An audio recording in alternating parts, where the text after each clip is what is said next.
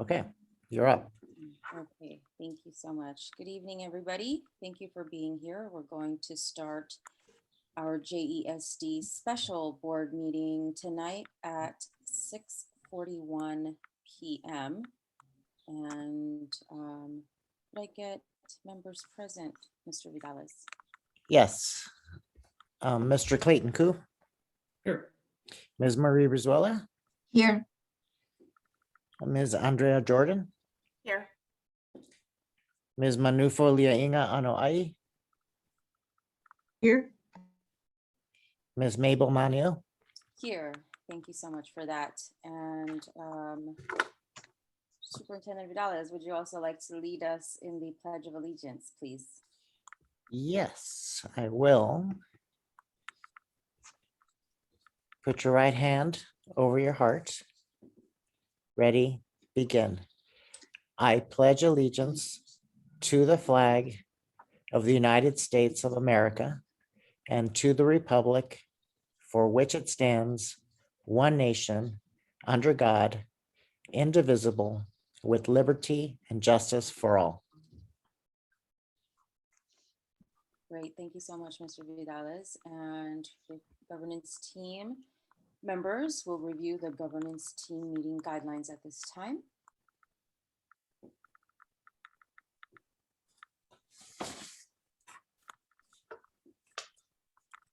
Great, and moving on to item 5, approval of the agenda.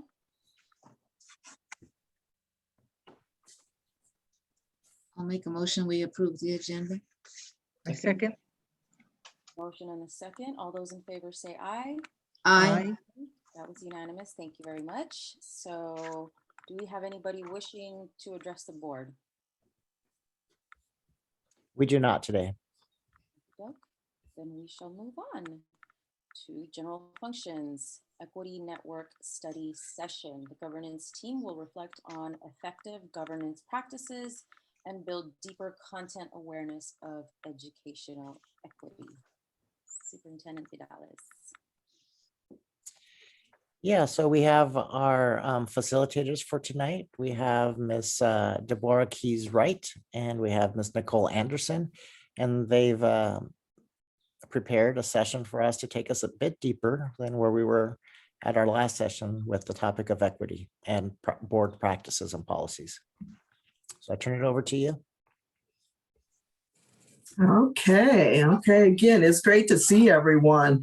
And like I started to say, we're all getting to the point where we're kind of zoomed out. So I'm really serious about you guys really getting comfortable. If you want to curl up on the couch and have your computer, do that. We will get through this because we want, it doesn't matter if you're relaxed. We can talk through a lot of this. Just staying focused on this equity work. We're on our 3rd session of 4.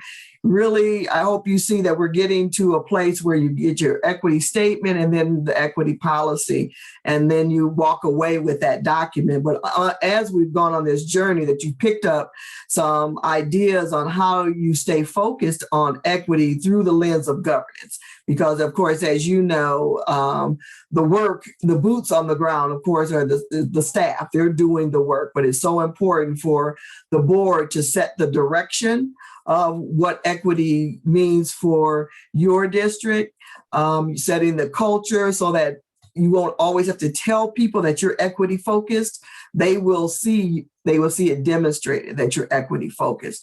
And so that's what I will continue to do as far as keep you focused on equity, along with through the lens of governance, along with Nicole, and getting to that point where you have your equity policy in place. And of course, it's going to be a policy that has a lot of legs on it. It never sits still. It never sits on that counter on the shelf or anything like a lot of policies we like to kind of put there, and it kind of has dust on it. This one will never have. It will always be a living document that you will pull items from to have at the dais with you, to just remind you that every decision you make will be through the lens of equity.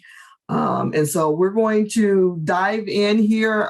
I have just a few slides. I want to do more having conversations with you about some of the articles that we read, but just always connecting it back through what does that mean, though, in the position that you're in as far as governance, because again, it is so important that the board is in lock arms in doing this work, because eventually, if you haven't already, you will end up getting a little pushback from the community and perhaps maybe some staff.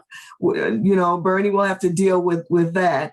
But as long as the board truly understands this equity work and your unity of purpose, your this is what you want, your mindset is there, that this is what you have that governance mindset, that this is the work you want to do, you will continue to do it, even though it may seem like you don't see any results right away. But I always want to remind you, it's like when you throw that pebble in the water, as long as there's a little ripple, the work, you're still doing some work. You are setting the foundation, and then keeping in mind, what's going to be your legacy for starting this work. Even if you choose, if it doesn't really come to fruition totally for 4, 6, 8 years, whatever, at least your legacy, you started this work, and it's so important. So again, I always want to commend you as well for focusing on this work, because it's not easy work, but there's no U-turn on this journey. Did you know that? There's no place to back up and go back the other way. There's a place to stop, catch your breath, but then you have to keep going forward. But we're on this journey with you. So let me just share my screen with you. Let's always have, let me see, because I want to be able, okay. And as you all, we show this all the time, the agreements, and I think you guys are pretty comfortable with this, just staying engaged in this work. And tonight might be very difficult because you already said you're tired, and we understand. But I know you will be, staying informed and staying engaged in focusing on this important work. And the discomfort, just always want to remind you that we do get uncomfortable in doing this, talking about this work, because it is hard work, but it is okay to be uncomfortable. We have to be comfortable with being uncomfortable. And of course, speaking our truth. Often we avoid speaking, the truth of fear of what others might say, whether you're used to talking to each other or not. But just thinking about these 4 agreements will help you when you start engaging with conversations outside of this group, your team that you're very comfortable with. And so always it's good for us to just remind you of this so that you will practice it, speaking your truth, keeping in mind that people are in different places in this work, and you truly meet them where they are and be prepared when they tell you where they are. And one of the hardest ones, of course, is to expect and accept non-closure. It takes a while to turn this Titanic around. We want to do it and get it done now and see results right away, but that doesn't happen. And one I always like to add to this is listen for understanding, and just trying to understand where another person is coming from, because all of our experiences are different, our lived experiences are different, and we bring those to the board table. So it's always a good thing to just kind of keep that in mind as well. Recentering our equity work. Again, your why is always important to think about the why, and that's your equity statement that you're working on. It is the purpose. What is the cause? Your cause and your purpose, and what is your belief? All of that comes out in your equity statement. As you will continue to read through it, you will think about, okay, what is our purpose? Is it captured in here? Okay. The how, of course, are your norms and your protocol and your practices. Always having your board norms, your operating procedures on how this team will operate, especially doing this work, and your practices, specific actions taken to realize the why. Your actions are going to be, it's connected to this, what your norms are. And the what, of course, is getting that equity policy, your priorities. We will go over later what your priorities are, and keeping in mind that there's a difference between priorities and of course hot topics. Hot topics seem to kind of distract us because there will continue to be hot topics. I know you're getting toward the end of your school year, and it's almost like you can have a sigh of relief, but go on and enjoy that sigh, because you're probably going to have to take a big breath again to start, because the district doesn't really stop running just because school is out, as you've experienced. Because I'm sure you're already thinking about now the summer. What do we do? What do we do for starting the next school year? And so the work never ends, really. But that's okay, because you guys are all up to the task, I know. So just as a reminder, we will continue to give you, effective governance practices. We give you resources. The articles to read, they will always be in your folder. That board assessment, we continue to bring that up and talk to you about that, because if you look at that, again, that was divided out of the characteristics of what an effective board looks like, research-based. And so when you pay attention to the board committing to the vision for equity and having that shared belief, those are at least two of the 8 characteristics that will help keep you really grounded in doing this work and focusing on effective governance practices. And of course, always understanding the difference of the role of the board compared to your superintendent. When you focus on this equity work, it's easy to kind of get those lines blurred. And so just as a reminder, there's a reason I always say there are 2 lanes on the highway for the board and the superintendent. And making decisions, really it's important for the board to be asking more of the questions of the superintendent to just ensure that things are getting done. And you setting the goals, of course, that is what the board's role is. And connecting all of that with, again, how you devised your equity statement.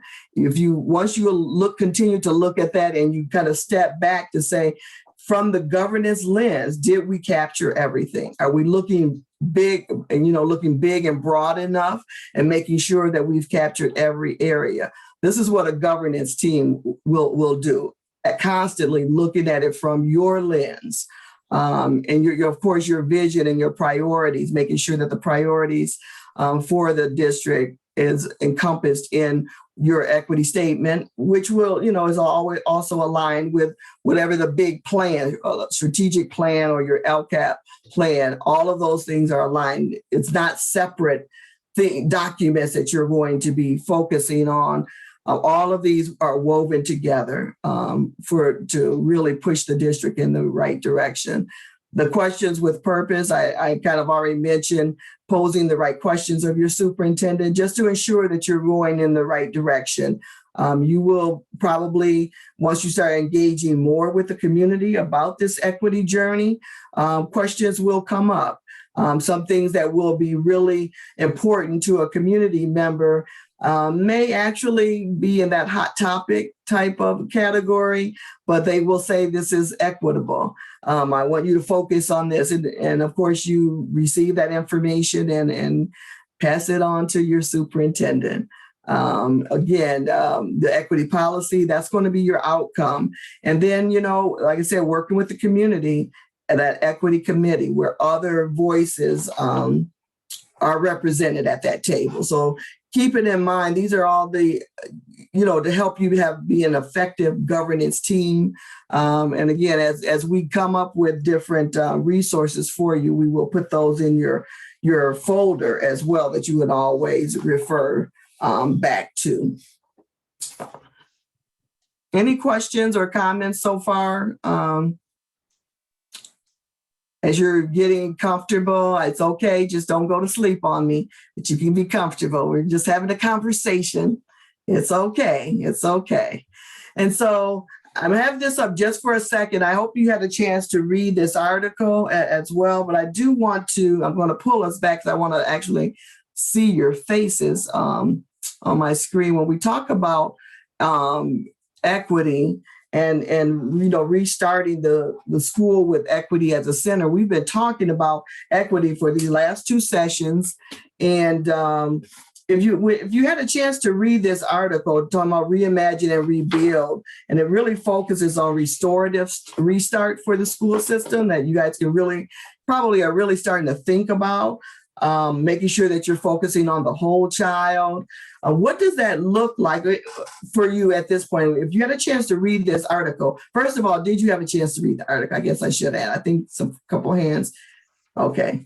And so what did you capture? You know, like I said, it's about relationships. When we've talked about before how it's so important with not only with the staff and students, good relationship, but also the board's good relationship with the superintendent and staff to make sure that everyone sees that they have a place in doing this equity work, so that you can address the whole child. There are things with trauma that you have to deal with, social emotional learning, all of these different things that will impact this equity work that you're focusing on. And how do you strengthen the partnerships, external partnerships, and with the staff? And I always like to remind the board too that we do a lot of focusing on the trauma that the kids are having because of COVID. Just as important as you probably know is the trauma that your staff. And so I know, you know, when you're having conversations with your superintendent that he has a plan to deal with the teachers, the staffing, because they cannot teach to the level that you would want them to do, especially stay and have a laser focus on this equity work if their needs are not met. You know, as far as needing some other type of support, so that because everyone's been traumatized. And I think we realize that. And making sure that the teaching and learning is relevant and rigorous. We've talked about that a lot. If kids haven't already started to push back on what they feel is relevant or not, get ready. They will. This whole year that they've been out of the school building and have been exposed to the racial unrest and the insurgents, all of these things that are happening, they're going to start questioning. You know, I don't see myself in our curriculum. You know, so what are you going to do about that? I don't want to talk about. This is what I used to tell my teachers, and they told me, go sit down, Deborah. I would say, I don't want to learn about dead presidents anymore. You know, I didn't want to hear about that. Tell me about someone who's living, who I could, you know, like touch and feel or whatever. And so what's going to happen when we start, you know, being challenged? So just from that article of just reimagining the start and through the lens of equity of what we've been talking to you about, what kind of things resonated with you the most in this article? And anyone can jump right in. I like that it was very up to the time, and that it answered the needs of today with what we're dealing with the whole pandemic, the reopening for next year, and what that means, not just for equity, but for the well-being of the students and staff. Mm-hmm. That's what I liked about it. Yeah, that was key. I like that, Maybell, the well-being of everybody. Absolutely, that Maslow hierarchy. You have to think about that. Absolutely, thank you for that. Anyone else? I would say a lot of things resonated with me. It was really kind of hard to pick one. I think one of the things that President Manio mentioned, which is the strengthening of, you know, the relationships with, you know, everyone as a whole. But also, I think what stood out to me, because a board meeting we recently had where we had our teachers come and speak to the burnout and speak to having to change things up from, you know, moving swiftly into distance learning and then moving swiftly back into hybrid learning, and really realizing that, I guess, taking a step back and realizing that we as a board can make these quote unquote decisions. However, without engaging and getting the feedback of everyone, I don't really think that we're in a place to truly mandate, hey, this is what we want to do. We have to get the buy-in from our teachers, from our staff, from our administration. So that was one thing. I'm gonna keep going You're going. because there's a That's lot of good. stuff. And then also, I think this is something that I'm also realizing from, you know, being a new board member.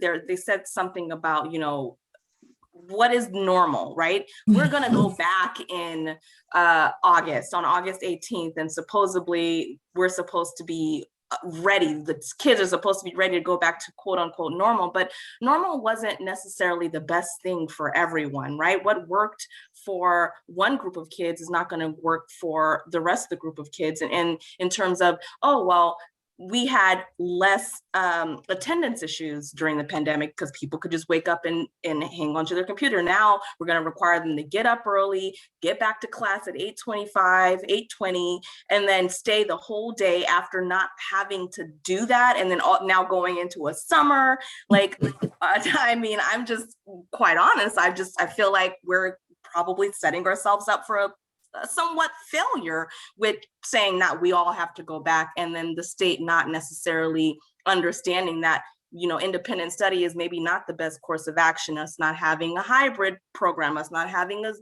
and, you know, I don't know, there's a bunch of things. And so I'm a little concerned.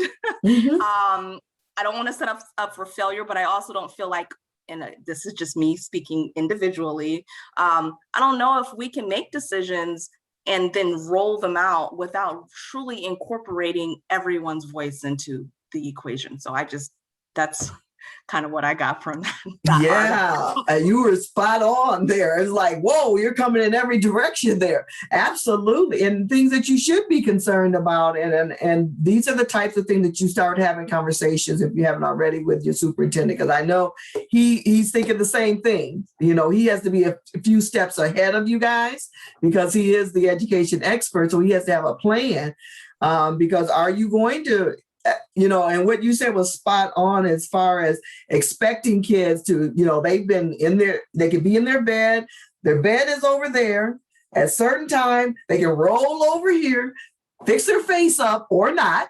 put the Zoom camera on and begin school. And now they have to get up and all of that. How easy is that going to be for them? And so how are you prepared to deal with that? Will you be able to have a hybrid? Or every other day come to school? I don't know. It's going to be a big thing to try to figure out, just like trying to figure out how to deal with the pandemic from the beginning. Now you still have to figure out from the results of the pandemic, now what? Not what do we do? Great observation. Absolutely. Good discussion there. Who else wants to add? Well, I can step into that as well. We don't expect we're going to go back to the old time norm. It can't happen. There's some families that may not want to participate the same way for whatever reasons they have, and it's not going to be the same. So we have to be prepared. What can we do to meet the needs of everybody? If it means half and half or part of it or whatever, we have to do whatever it is best for the child, their family, and for our teachers and for us. And that's a big plan. I don't think we have that plan. Are you starting the conversation? I am. And Bernie's praying. Yeah, that's okay, Bernie. I'm teasing you, Bernie. You can do it. Absolutely. What's the same? Norm didn't work for us. It exposed us. That's what happened. Normal exposed us that we were not educating all children. Now what? Now we got to do it. Yep. Clayton or Monica, what do you think? I can hop in. I particularly liked the focus on the mental wellness.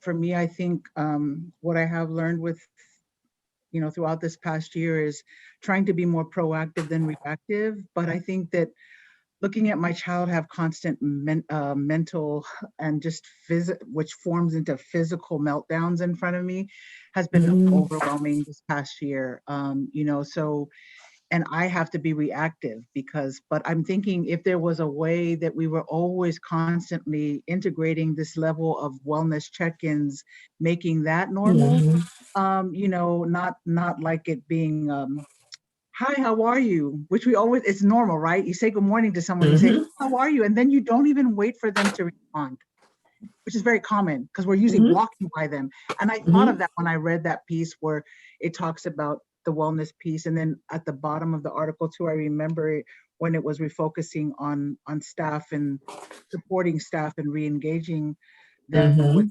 students. It touched on mental mental wellness and mental health with staff as well.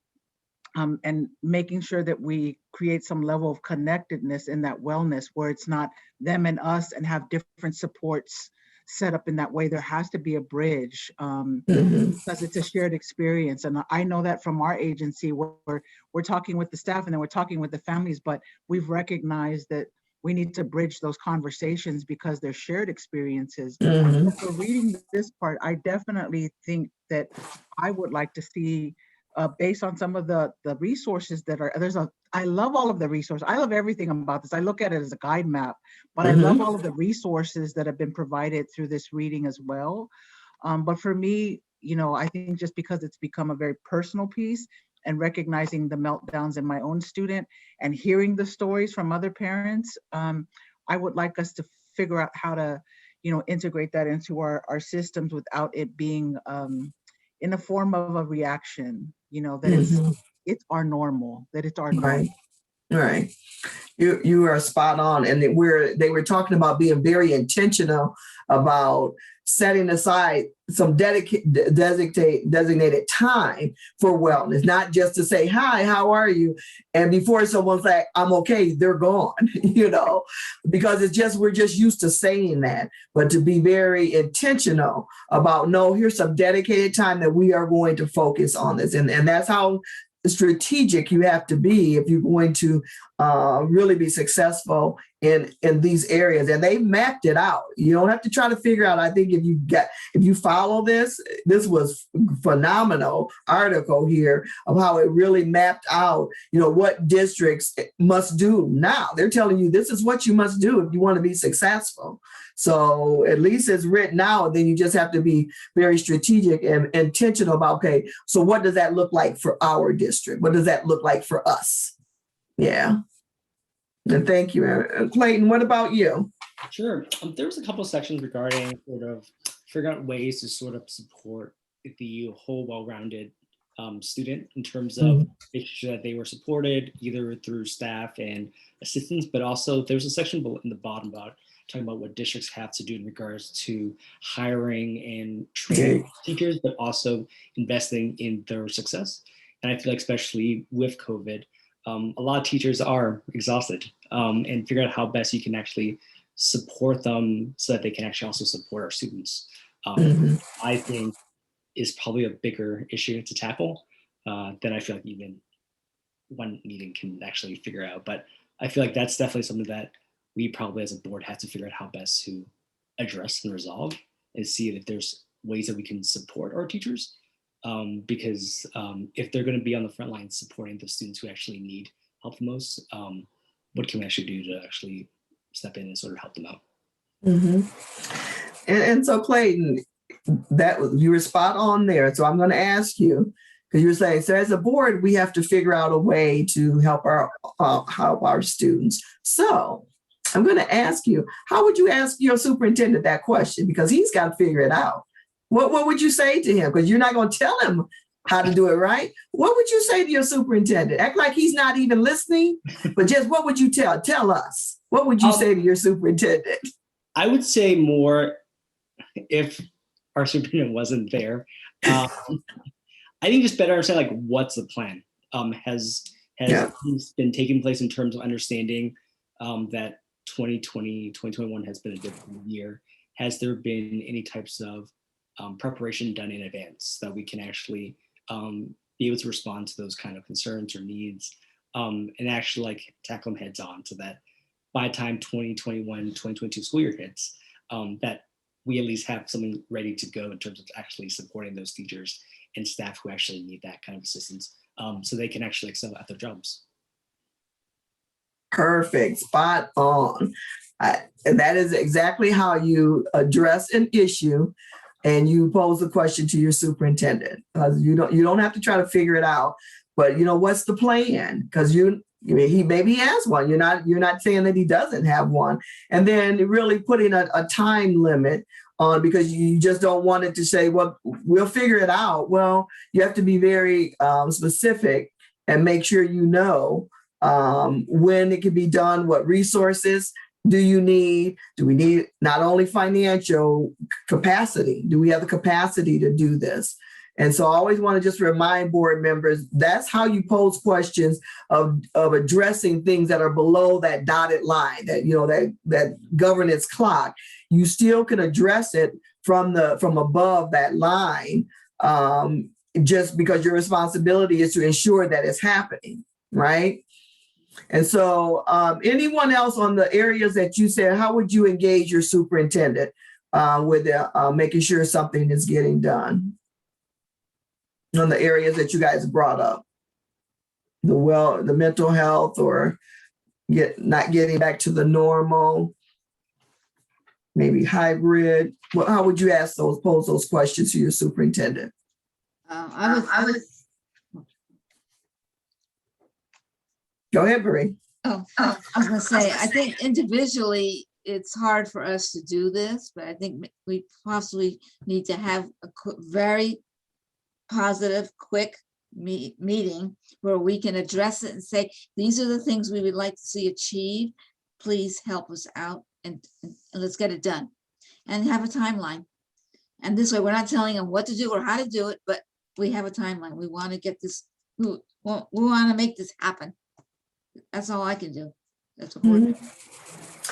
And I like it. I put things out there to see how you're going to respond to it. So you did exactly what I wanted you to do, Marie. You told me, well, I'm one board member and I can't really be telling. That's exactly what I wanted you to say. Because I'm not going to tell you all the answers. That's how I want you to start always thinking collectively. That means this team needs to have a conversation. What would you like to him to focus on, so that he's not hearing from 5 different people telling him what to do? And then he's coming and it's like, well, I didn't ask you to do this. Collectively. So that's exactly how you should always be thinking when you have an issue. It may be very important to you, but now what do your colleagues say? Because what is the will of the board is where you want to always end up being. So thank you. Thank you for sharing that. Absolutely. And anyone else want to jump in there? I'm just going to test the waters here.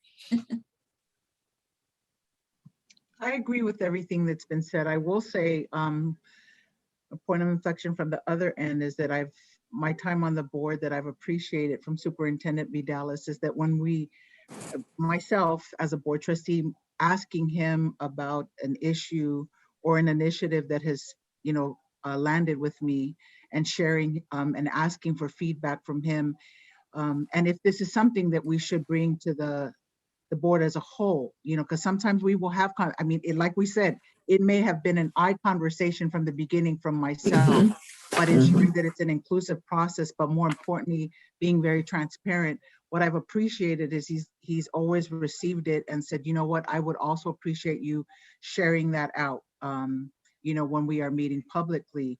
But it also gives him the opportunity to follow up on that and come back to the group as a whole, so that we can all get additional information from his professional experience and his insight. But that's been my experience with Superintendent Vidalis, which is a practice that I have embraced and appreciate. Absolutely. Thank you for sharing that. You are spot on with that, because yes, board members, you can have individual conversations with your superintendent about issues or concerns that you have. And just how Manavu shared how that conversation evolved, where it now is going to be brought to the entire board, and it gives the superintendent time to get more information. Because if you just bring it up for the first time, not saying that this is what you will do at a board meeting, your superintendent is very smart. No superintendent knows everything a board member is going to ask them and will be ready to give them all of the information. He may be able to respond, but if you want a really full explanation or really engage in a conversation, you want to make sure that he's prepared, because you never want to do an I got you. That wouldn't be any intent for, I know you wouldn't do that. you just want the superintendent to be able to be ready to share as much information because the community is listening as well. And so, yes, the conversations can start one-on-one. It evolves to the board and then gives the superintendent an opportunity to come prepared and give you a lot more information. That's what governance looks like in action. That's exactly what it looks like. No matter what the topic is, that process is exactly what effective boards do. Okay. Anyone else? Andrea, I want to call you Andrea. Andrea. It's Andrea. Andrea, good. I want to remember that. Okay, Andrea. Okay. What would you like to add? How would you engage your superintendent with your concerns? Well, I actually agree with everyone here, and actually me and Superintendent Vidal has actually already talked about the hybrid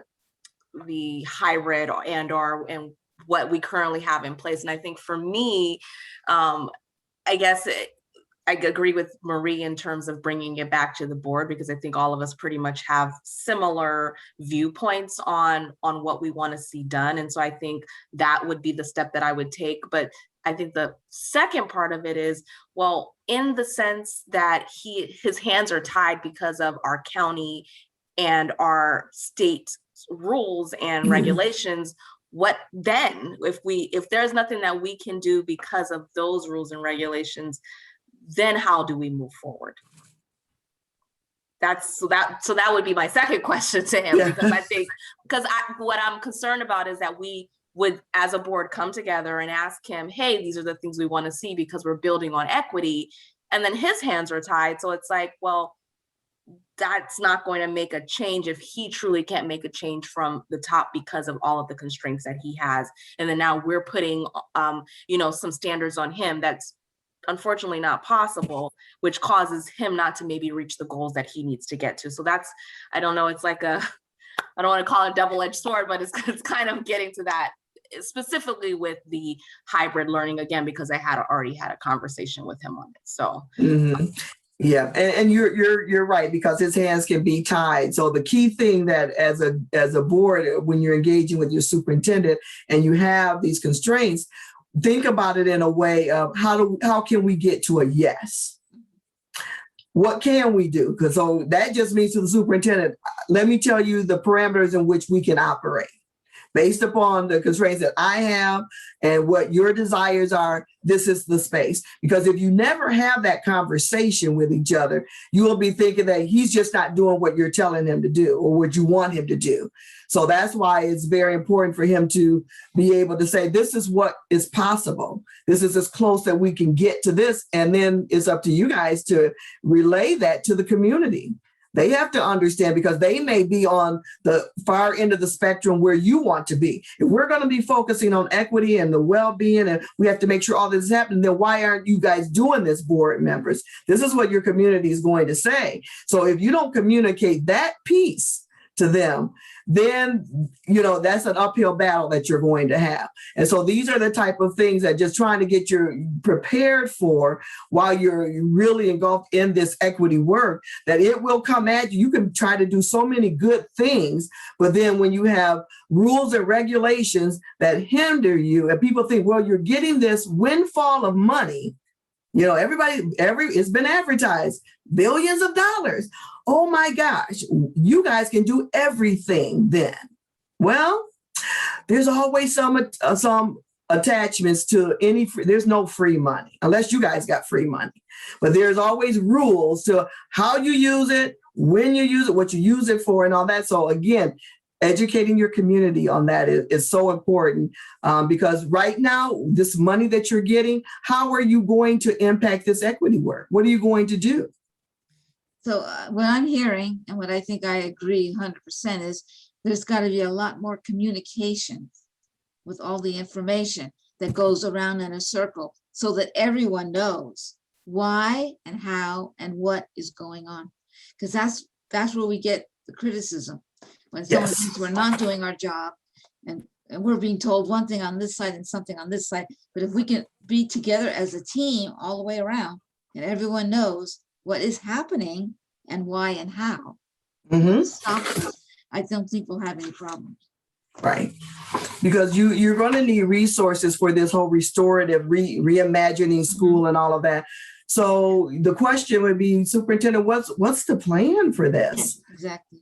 So I'm asking, because this is a chance for us to have this dialogue. And as you can tell, I had some slides, but you've seen them before. This dialogue is really good to help you kind of think about, as a governing body, no matter what's coming at you, you have to view this from the lens of governance and while you're doing this equity work. And so how do you engage a conversation with your superintendent when you're hearing things from the community, when you're reading of a phenomenal plan here on how to reimagine schools through the lens of equity? What can you do?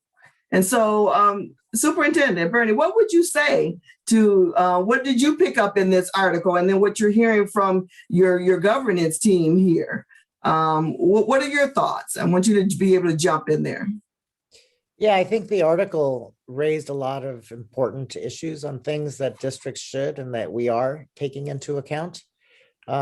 It's really a balancing act, or if anything, or a juggling act. I think the focusing on mental health of everybody in the system is something that we are engaging in.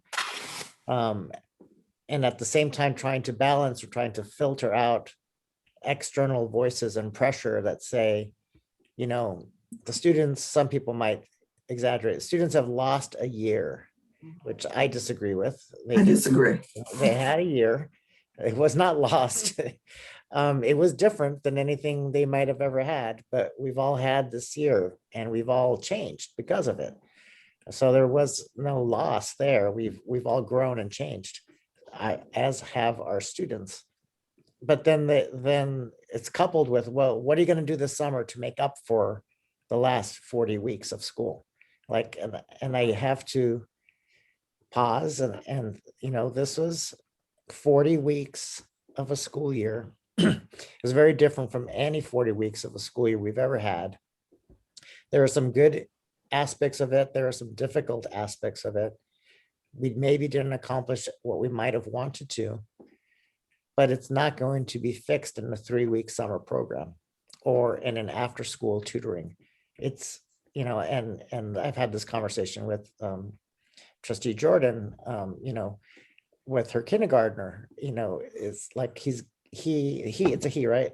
He'll be she'll be a first grader next year. And that first grade teacher is going to have to know that the student and everyone else coming into the first grade is not going to look like any other first grade class that's come in the last 5-10 years.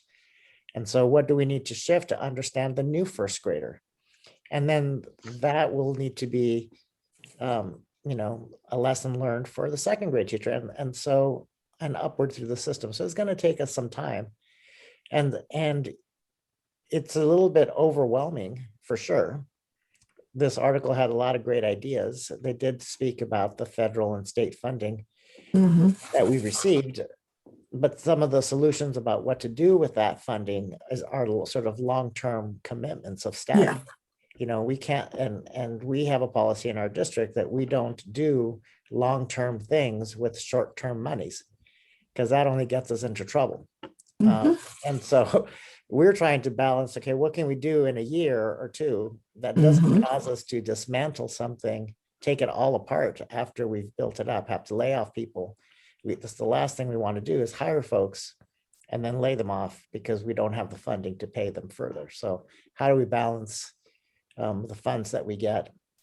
And, the board is going to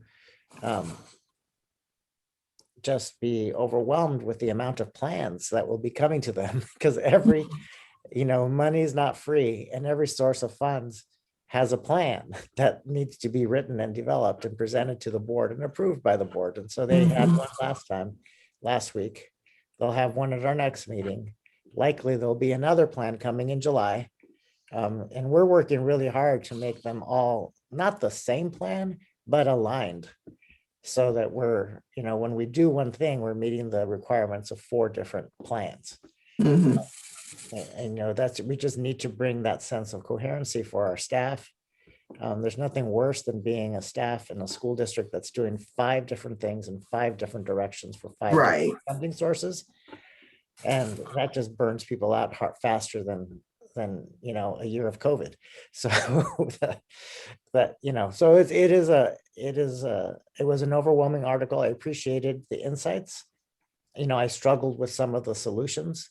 Yeah. The solutions were long-term solutions, but we have short-term funding and oftentimes just 1 or 2 years to use it. Yeah. And I appreciate your comments, because you are spot on. But just having this dialogue is really, give you an opportunity to see that, of course, and as you all know, that just because you get a lump sum of money, that doesn't solve all your problems. That and language about learning, really what was lost was learning loss. There's a gap there's learning loss. School didn't stop. The doors were closed, but school teaching and learning still was going on. It was just different.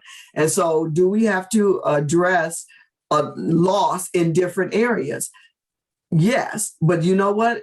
If you look at your data from before COVID, I think there was some loss every year. There are kids who need more every year. This is just helping you now to really have more laser focused on it.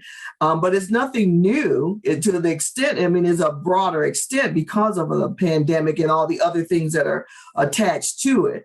But as far as the work that this team has to focus on, and when you're laying out your equity statement, making sure that you're thinking about all of these things, that you're saying that you want to make sure that you're not leaving any child behind.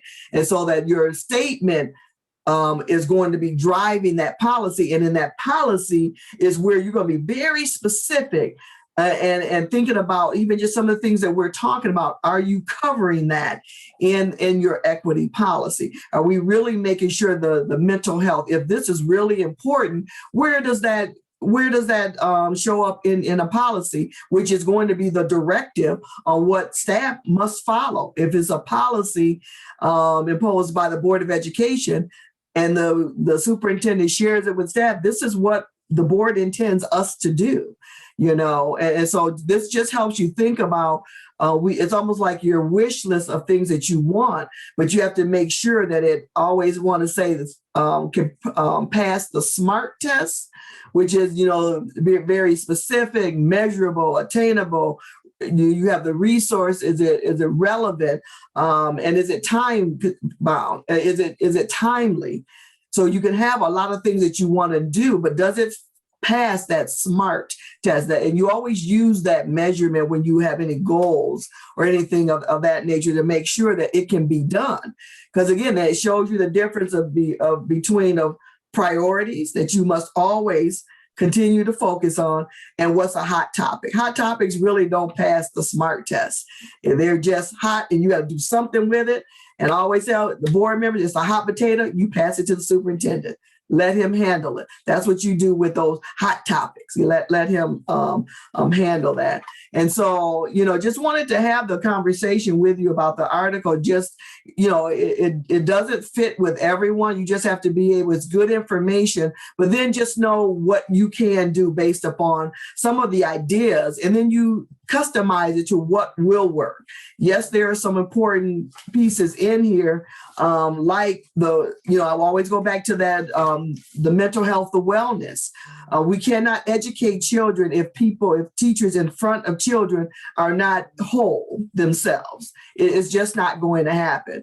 And so we are going to have to pivot and do things differently. And as a board making the decisions, just make sure that there are adequate funding. If resources there when staff need to have different type of professional learning, extended professional learning, and same for the students. And so that's what the board, the type of decisions that you can make, even though, yes, there are some constraints that you have, but you still have to look at the big picture. We have to make sure that we are intentional about focusing on these areas. And I'm really pleased to hear, Andrea, what you mentioned about you had staff come to tell you guys their experience. I haven't heard that not very often that they have allowed staff to tell the board, and I'm assuming this was like an open meeting, a public meeting. Yeah, because you have to hear from them. We can imagine, we can empathize, but really let them tell your stories. And like one of you already mentioned, you can't do this work without getting their input, because they have to tell you their lived experience too on what's impacting them. And so just wanted to have an opportunity to really kind of talk about this article, because CSBA puts out a lot of really good, I actually get the magazine, delivered to me here, and it really, really good stuff. And that focuses on governance. And because you guys are really heavy in doing this equity work, really pay attention to what's being published there to help guide you while you're on this equity, this journey, because the other work of the school district is still going to continue. You're going to have other issues that will occur. However, everything you do will be through that lens of equity. Okay. And so let me just look at the time. And we're taking a break in a little minute and I'll pass the virtual mic. But what I want to share with you, you have any other comments, questions or anything? Just checking the chat here. Okay. I would just add that Go ahead. in many ways, our students learned a lot of different things. Our students are much more independent and can get to task, many of them a lot more independently. They can log in and they know how to log into a computer. They don't have to be hand over hand. A question that those of you who've served on the board for the longest time that was a goal of ours was the percentage of time that students used, the days that students used technology at least once during the day. That was a goal, like for students to answer the question, I have used technology at least once today. And have that get as close as possible to 100. Well, we're there, finally, every kid will answer that question. Yes, I have used technology today to help me learn at least once today. And it wasn't true a year ago, but it's true now, and we got there quickly. So I know there's a lot that shifted in ways that we wanted to go, and like I said, I think many of our students are so much more independent, which is great because it frees them up to do other things, and it frees up a teacher to support students who are not there yet. Absolutely. And engaging is like you said, when you mentioned about Andrea's child going to first grade and the teacher having to recognize that all first graders are not going to be at the same place, understanding that and recognizing is your data too. Do you know where the children are? Even if you have a first grade classroom, do you know, let's dig a little bit deeper, not just saying we have 20 first graders. Okay. Where their levels, and it's okay. You just have to find out so that the teacher is more successful in engaging the child. Again, with the equity mindset, meeting the children where they are, giving them what they need. In order for a teacher to be able to do that, he or she will have to know where the children are in the classroom. It's not a one size fits all. And so again, that mindset of just changing the mindset of the staff. Everyone's mindset has changed over the year. And so, Bernie, as you know, once you pull your staff back together and getting ready for either summer school or the new school year, where is everyone's mental model? Where are you? That mindset, what is your capacity to teach now? Is it changed? And if it's yes, then what do you need in order to continue to meet, stay at the level that, that we need you to be in order to meet our priorities? You still have your priorities, you still have your goals, your expectation. So you still have to take care of everyone along the way. But at the end of the day, teaching and learning must take place at a certain level, the level that you've determined. And so that's why the board will continue to stay engaged with the superintendent, asking, what's the plan? What do we need to adjust? What other resources do we need? What do we need to support you? And I don't want to, when I talk about staff and all that, I specifically want to say, of course, and I know you guys are concerned, be concerned about your superintendent's mental health, his well-being, and because he is the boots on the ground, he's rolling, he's getting this done. You have to make sure that, that self-care takes place too with your superintendent, so that he can continue to, once you lay out, this is what we expect, this is what we want, that he's able to do that. As a team, be mindful of that as well. And so, I'd like to share something with about the go ahead, equity. Marie. Something that I have seen throughout the years is that when you have a classroom full of children, when you talk about equity, there's always the one that raises a hand and answers the question right away. And that's the end of it. When we must engage with each child to bring out of each child their ability to be able to say, I can know that answer. I can try that answer. And that happens a lot in classes, and we don't know unless we're in that classroom to hear it, but you can hear it from people as you see, or if you go into a classroom. And I think one thing I want to emphasize that every child can learn as long as they're given that opportunity to speak up. So if we can engage that in some form of not being dictating to the teachers or to anyone who's around children, is give everybody the chance to be part of it. Mhm. So that's what I think. And I can appreciate that. I'm so glad that when you made that statement that every child can learn. And so if a teacher makes that statement, that looks different than from the governing body. So when the governing body makes a statement like that, then my question to you is, then what are you doing to ensure that that is happening? Well, that's not our job. It's the job of our superintendent to be sure that somewhere along the line, we are engaging and knowing, if we see children that are not able to quite succeed, let's find out why. Let's Right. find out what that child needs to be leveled up on the top.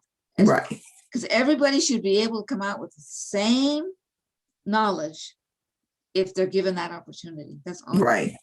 We can do the vision of what we like, but it's up to them to find out the way that they can do it. How to do it. Exactly. And it's up to the board just what you said, Marie, we want this to happen. Mhm.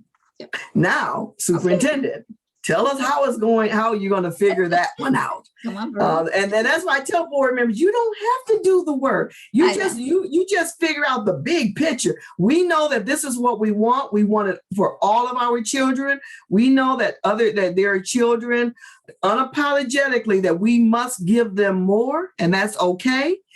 And so, superintendent, what's the plan? If we're looking at the big picture, our data is telling us that we need to focus on kids in whatever area, whatever they need.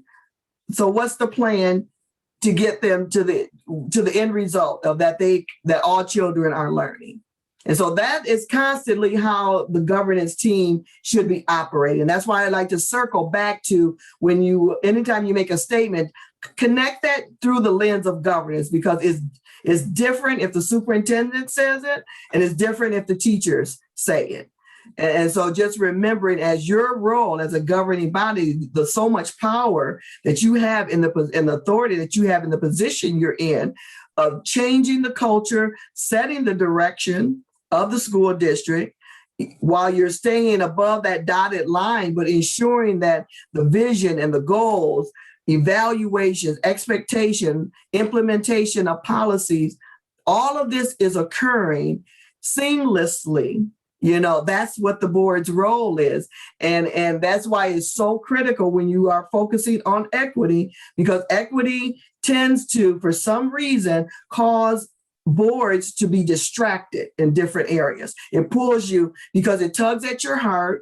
And it starts looking at maybe we don't have the right staff doing this. Maybe we don't have this. So, well, let's look at systems. And we've talked about that before. Look at what systems, practices, and behaviors do you have in place that perpetuate inequities? That's where the board should always stay. Systems and practices. And let the superintendent determine, do I have the right people in the right places to do the work? That's what he would be focused on. Okay. And so before we take a break, I just want to get your minds, your thoughts about, we're in the third session and you've got your equity statement. Once we do the next session and really focus on that equity policy, I hate to tell you, but now the work really begins. We're building the foundation, but that's the foundation. And so how are you feeling about this equity works thus far? And what else would you need to help prepare you as far as a governance team? What else would you need? So I just need to check in to see how everyone's feeling about your capacity to even continue to engage in this heavy lift that you are involved in. So just jump in, anyone. I think it's a staggered start for especially some of our other sister districts in the same county.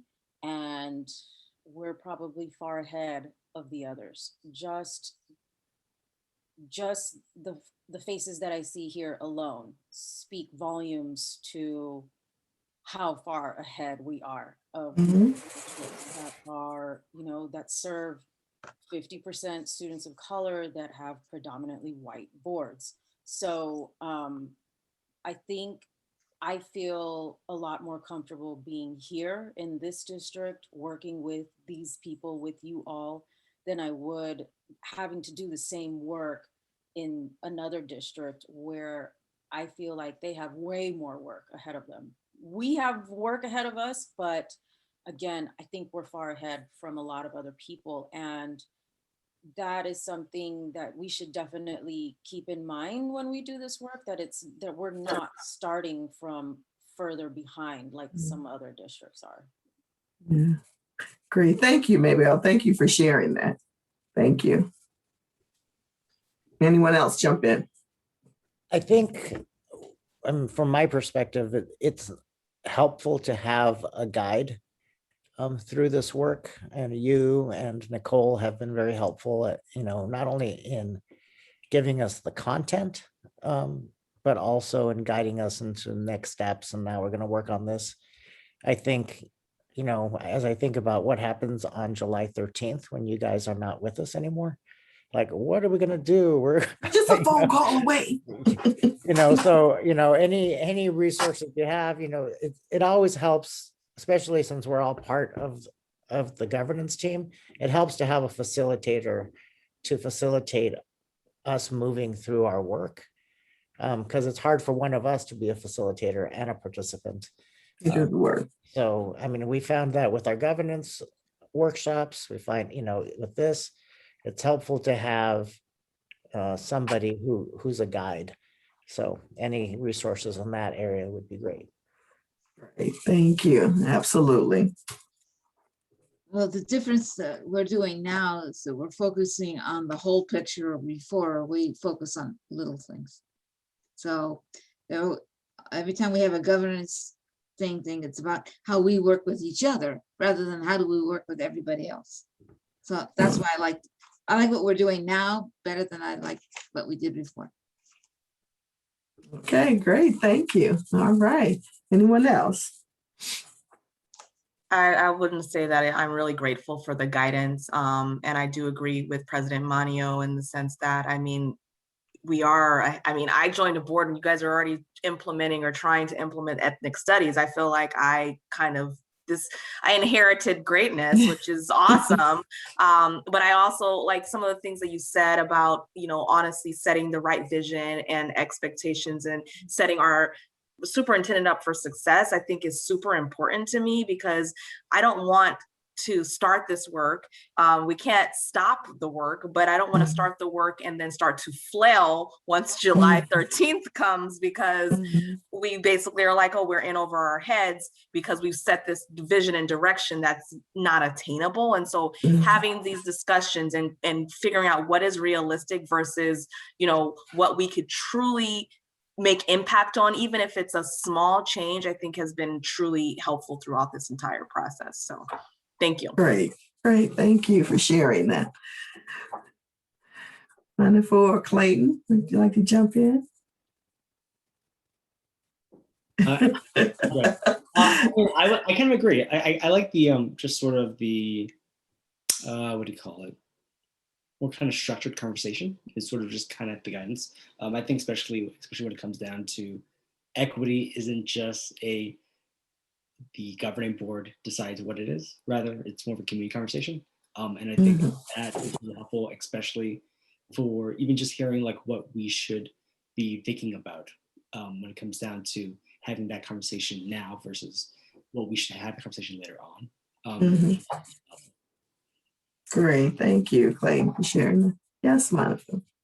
Thank you, Clayton. I think that's a good segue for me. When we speak to just conversations, I think it's important where we start to speak about practice. I love the guidance that we receive from you both, because I think it keeps us accountable as we have these conversations and we build the intention and we speak to focus. But I do appreciate, as shared by President Manio, that we are unique in the county that we're in. We are reflective of the county as a whole, pretty much. It's just that the boards that serve our students do not look like us. And so when I speak to best practice, I think what I'd like to see more is that, you know, while we look at the roadmap and how we can continue to be guided by these sessions that we have that we will be participants to, is to talk about not just the roadmap, but creating our own roadmap. We talked about timeline and then using that side by side. This is the guide that you've given us, and then we create our own plan of making sure that there's a level of alignment. But I look at the big picture from that movement. I see this as a movement. It's us actually modeling that and speaking to it, because I think that while we're speaking to how fortunate we are, I feel like that's a problem. I think that that's a problem in itself, because we should not be unique. We belong to an extended community. And I think it's important that the I conversations can turn into we conversations when we're out there saying, we're doing this in our district. And we challenge our fellow board colleagues throughout the county to do the same. And we encourage them to come watch us in action. I think that keeps us accountable, but it also makes sure that this is a fruitful process, that we've gone through it with the intention to come out with a positive outcome. And I love what Trustee Jordan said. No matter how small it is, we're focused on some sort of outcome that we've invested in as a whole. And from that, I think we can build. Absolutely. Thank you. You guys are phenomenal. And I totally agree. And I'm glad that you realize where you are on this journey. I just wanted to hear it and wanted you guys to speak it into existence. And you're not complacent and just say we've arrived. We're not as bad as that one over there. Well, you know what? All it takes is what if it takes one family to move into your community to uproot, really toss the table. So what you want to do is just be prepared. And you are well on your way, recognizing that you're not where you need to be. And I love what you said, Manafu, about challenging the other districts, because if you truly care for all kids, it's not just kids in your district. You truly care about all the children in your whole state. And if you see a fellow board, because you guys interact with other board members outside of your own team, you can be that shining light for them. They can see, well, wow, they're just not relaxing, and they're not as bad off as we are, but they're still doing the work because it's so important. We've had too long of histories of not focusing on this work. And all you think about all of those children who have fallen through the cracks. it's a vicious cycle. So again, we have to take what you know. Once we know better, we do better. And I can see you guys are well on your way doing that. And there's going to be challenges. There will be obstacles. But as long as you are constantly getting prepared, you don't have to be preparing when something, get ready. You're going to always be preparing. And whatever comes, we will just have to deal with it. We have a good functioning governance team. We respect each other. Now, this is where it goes back to way back from the beginning when I talked about relationships of the board. All of that will be challenged pretty soon. It will be. This is where you can rest on. We respect each other. We bring our different perspectives to the table. We learn to listen for understanding because we need to get through this for the good of our students that we represent, though our true constituents. And so that's what all of this building, this is what I spent a lot of time connecting boards with, focusing on what governance looks like and building good foundations as far as relationships, because there will be issues that will challenge the relationship just of this particular board.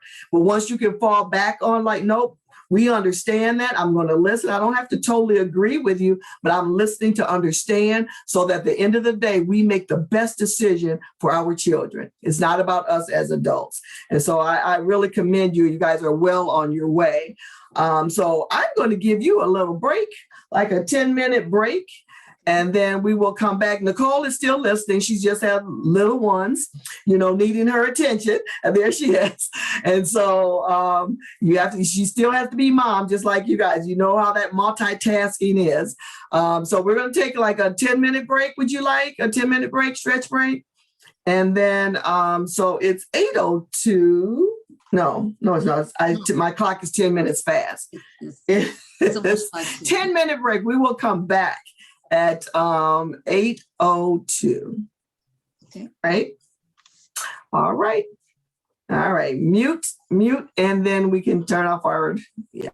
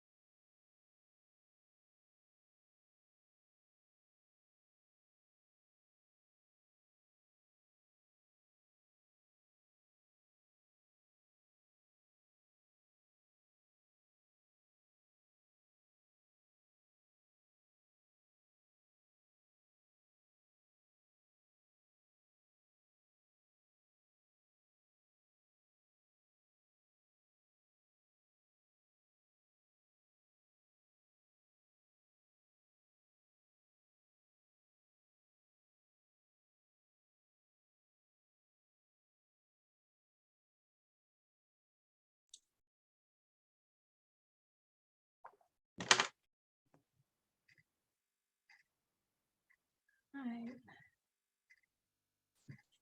All right, everybody. So it's about 8:02, so we'll go another minute to allow everybody to get regrouped and minds ready. Hopefully, you all have had a chance to grab your documents related to the equity statement. So we're going to get into that in a moment, and then we'll talk about the equity policy piece as well. I want to make sure you have all that in front of you if you need to grab that, or not sure if you had printed. And I see, Bernie, you have put a couple of links in the chat. So if you want to even place that one in the chat is fine, as far as the equity statement, as well as the equity statement samples. So that'll be helpful. But as we're doing that, what I want to do is just really piggyback on what Deborah shared earlier about that whole concept of effective governance. Like I heard that really loud and clear, like we have to be an effective governance team in order to really advance equity work.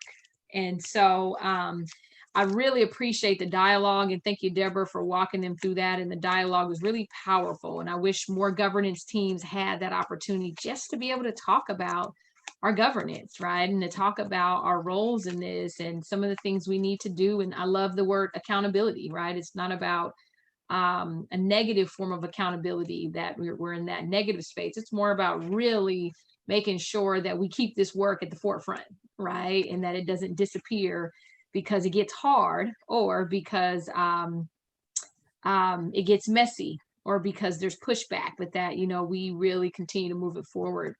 And so I'm going to share a few visuals through the slide deck to make sure that we could reiterate some of these things. I think this is really important. And one way to look at it is, if you recall, as you think about leading for equity, we shared with you a tool that will help you really continue to revisit some of the conversation that Deborah walked you through. So often we talk about a great resource for an equity-driven board is to just check in, do a pulse check, and hold ourselves accountable. And how do we do that? Obviously through questions, right? Through discussion. But this board assessment actually is a really great tool. And as you go through your work in the next couple of years, we almost recommend like maybe once a quarter, right? That you all pause and really check in. How are we doing as an effective team to make sure we don't allow the messiness of equity work to get us distracted and off track? And so these 8 characteristics of effective boards is a really great way to do that pulse check. And so when you think about things like having a common vision, right, and having shared beliefs, like I think we all have that right now, right? But one of the things you'll find is as you advance the work, like things change and it's easy to kind of detour. Now what we see is we see some unhealthy boards right now. Like we see folks who are not on the same page, who don't have good relationships. And it shows up when it's time to vote. It shows up when it's time to focus on kids, and we're more focused on our adult issues, right? And it happens. You're elected officials, so there's the politics of this work. And so it's always important just to give yourselves an opportunity, just recenter. And this board assessment is a great way to do it because it's a self-assessment, right? It's not someone coming in and saying, hey, you did this wrong, you did that wrong. It's about we're having this dialogue about what we are doing and kind of we call put a mirror up to the board and say, do we have common vision? Do we have shared beliefs? Are we collaborative with our relationship with our superintendent and the staff and our community? Right? Do we communicate clearly, right, to our community so they understand the why of this work? This accountability piece, which I really appreciate, and Deborah Austin shares this slide, so I just want to speak to this because she shared it earlier, but the visual, Deborah, I think is always important too when you talked about holding yourselves accountable and not getting too much caught in those operational parts of the work, which is really what your superintendent's role is. But really stand more focused at the policy level and really the things that impact student achievement. Like that's what effective boards do, and allowing the expert in the room, which is the superintendent, to really implement that is important. To be able to support them is important, to support the staff, but it's always important to think about where are we in this process of holding ourselves accountable for not being too much in that under the dotted line, as Deborah talked about, right? And also that as a superintendent, also the cabinet, right, also has this responsibility to go and communicate to the board so the board is aware of what's going on. So the board can support the policies and the implementation process. But it's hard when we don't stop and regroup and talk about where are we. And so that's why, again, I love the board assessment. So I just want to remind you of that, because when we go into this equity statement conversation, it's really going to align with the effectiveness of your governance team and how you can take this common vision and really advance your work. But without having a statement, right, it's hard to even put a lens to this board assessment, if that makes sense. So the data piece, this is always important. Deborah talked about the SMART test, right? Passing the SMART test. And one of the things that's important is before we even create a plan or a policy and any actions around equity, we have to make sure we're data savvy. So this is going to be important. And this we're probably going to require lots of study sessions around just looking at data. Most districts do not have a research or data expert. So one of the things that's really important is that equity work requires you to have lots of good data to drive your work, not just the data dashboard that you see, right, that the public sees. That's not the whole story. You have to have the experiences of your kids, your families, your teachers, you name it. And without having qualitative and quantitative data, what happens is our work is misinformed. So now as a board, what does that mean? Well, when we have presentations from our staff has to have that data, right? And they don't have always the bandwidth. I'm sure Bernie's like, yeah, we've been down this road, but it's a lot of work just to crunch data, to code it, to analyze it, to collect it. That's a full-time job, right? People do that for a living. And most districts don't have that person. So it's important to recognize how can we build our capacity to have the right data that informs our equity work. Because our current work that we do around data has not always been informative around closing equity gaps. So you have to be really creative around what that looks like. And being data savvy is important. So again, lots of study sessions around this number 5 on here is often what's needed, because most of us aren't researchers by trade. And even if we are, a lot of times it's not an education, right? And so that's why it's important to spend that time being data savvy. I want to remind you about, the responsibility of boards around your resources. I love the conversation about the article you all read. And Bernie, I think you brought it up, sometimes this short-term money is not going to create that long-term solution. And so this piece is important around how boards utilize this finite number of resources to be able to allocate it where it's needed, and then know how to monitor it, know how to sustain it. And this is where those relationships come in. There's a lot of things we can do to plug into other tentacles in the community, knowing that education has never been adequately funded. And that's a whole conversation. We're not even going to start that argument, but we know we've never been adequately funded for what we need in schools. Well, guess what? You're still responsible for making sure that schools run. And so this is where you have to be really savvy as a board. And this is important because with equity work, everything cannot always go to the loudest voices or those who have always been privileged to have the most resources. This is about shifting resources to make sure that equitable actions happen. And of course, the last 2 on here I just want to speak to is really around that united piece, right? And working as a team. So as you all grow together, I know, Andrea, you'd made a comment earlier, and you're like, being a new board member, what you appreciate about coming onto this board. And that unity is going to be required to move forward. So think about, there's going to be more new Andreas on the board, right? There's always new people coming onto the board because we term out. That's one of the challenges of doing equity work in a school district as a governance team, because terms are limited. And of course, 4 years is not how long it takes to close an equity gap, right? It typically takes about 10 years and beyond to close them and eliminate them. And so unfortunately, we have a change of teammates. It sometimes breaks up the unification. So when we think about our work, how do we become unified? And that's where this equity statement is going to be important, because when we become unified, no matter who is on our board, we have a culture about how we do this work. And that's important. And of course, you're doing your professional learning together. This is going to be important when you think about how you develop your team.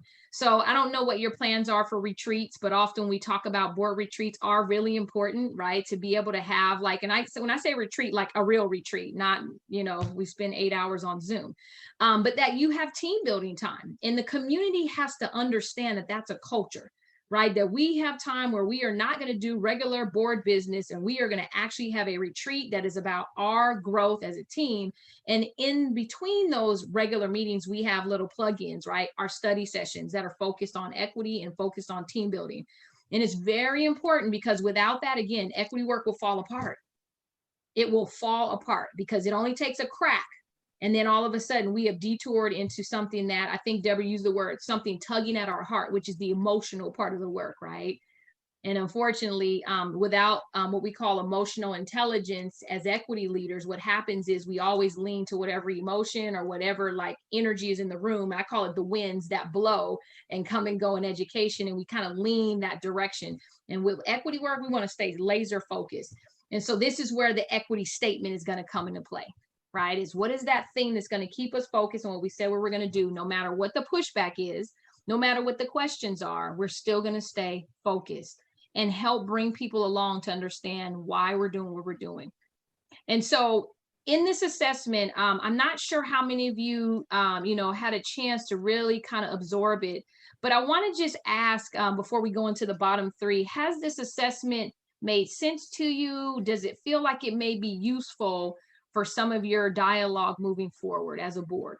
Kind of minus a consultant, right? Like when you think about how do we assess where we are? Do you feel like this assessment may be useful, and maybe share how you make connections with this one? Anyone jump in?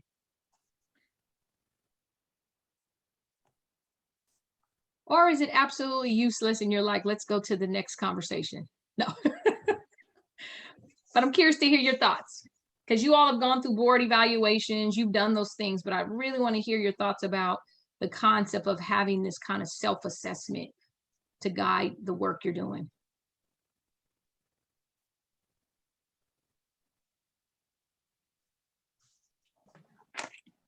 First, I'm I appreciate just that we gonna- didn't have to create our own. Sorry, Marie. No, go ahead, you started, go ahead.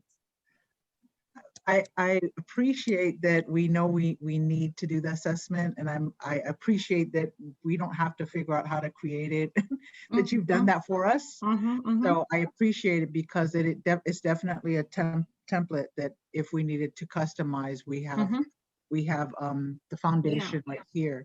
But I actually found it thought-provoking for me to revisit everything that we've been doing. And so I've appreciated being able to look at each question and really take the deep dive, and not just, again, applying it here. I think it applies in many other areas, in the community. But when we do speak specific to being school board members, I've appreciated the fact that it provided us a level of detail for us to, I believe, effectively look at everything that we'd like to see, and also just the process that we've been going through with you both. So those are the pieces that I've appreciated. Good. Thank you for that. Good to hear. Very helpful. So my comments would be that I really appreciate this, all that we're talking about right now. It's good. I'd like to say that in the past, we have spent an awful lot of money to go to conferences that are a bunch of they're drinking more on the outside and in between the sessions, and more parties, and focus on what we really need to do. This is the kind of stuff that we need to do. We don't have to go to a conference and spend $4,000, $10,000 to send us to San Diego when we can learn here what we're learning today. Absolutely. And I thank you very much for bringing this program to whoever brought this to us, that this is where we need to be. We need to be where we're looking at something. What can we do to make things absolutely and better? And it doesn't have to be with a big dinner or a big, trip somewhere. We need to take care of business here. Yeah, I appreciate that, Marie. I really want to do that. Yeah.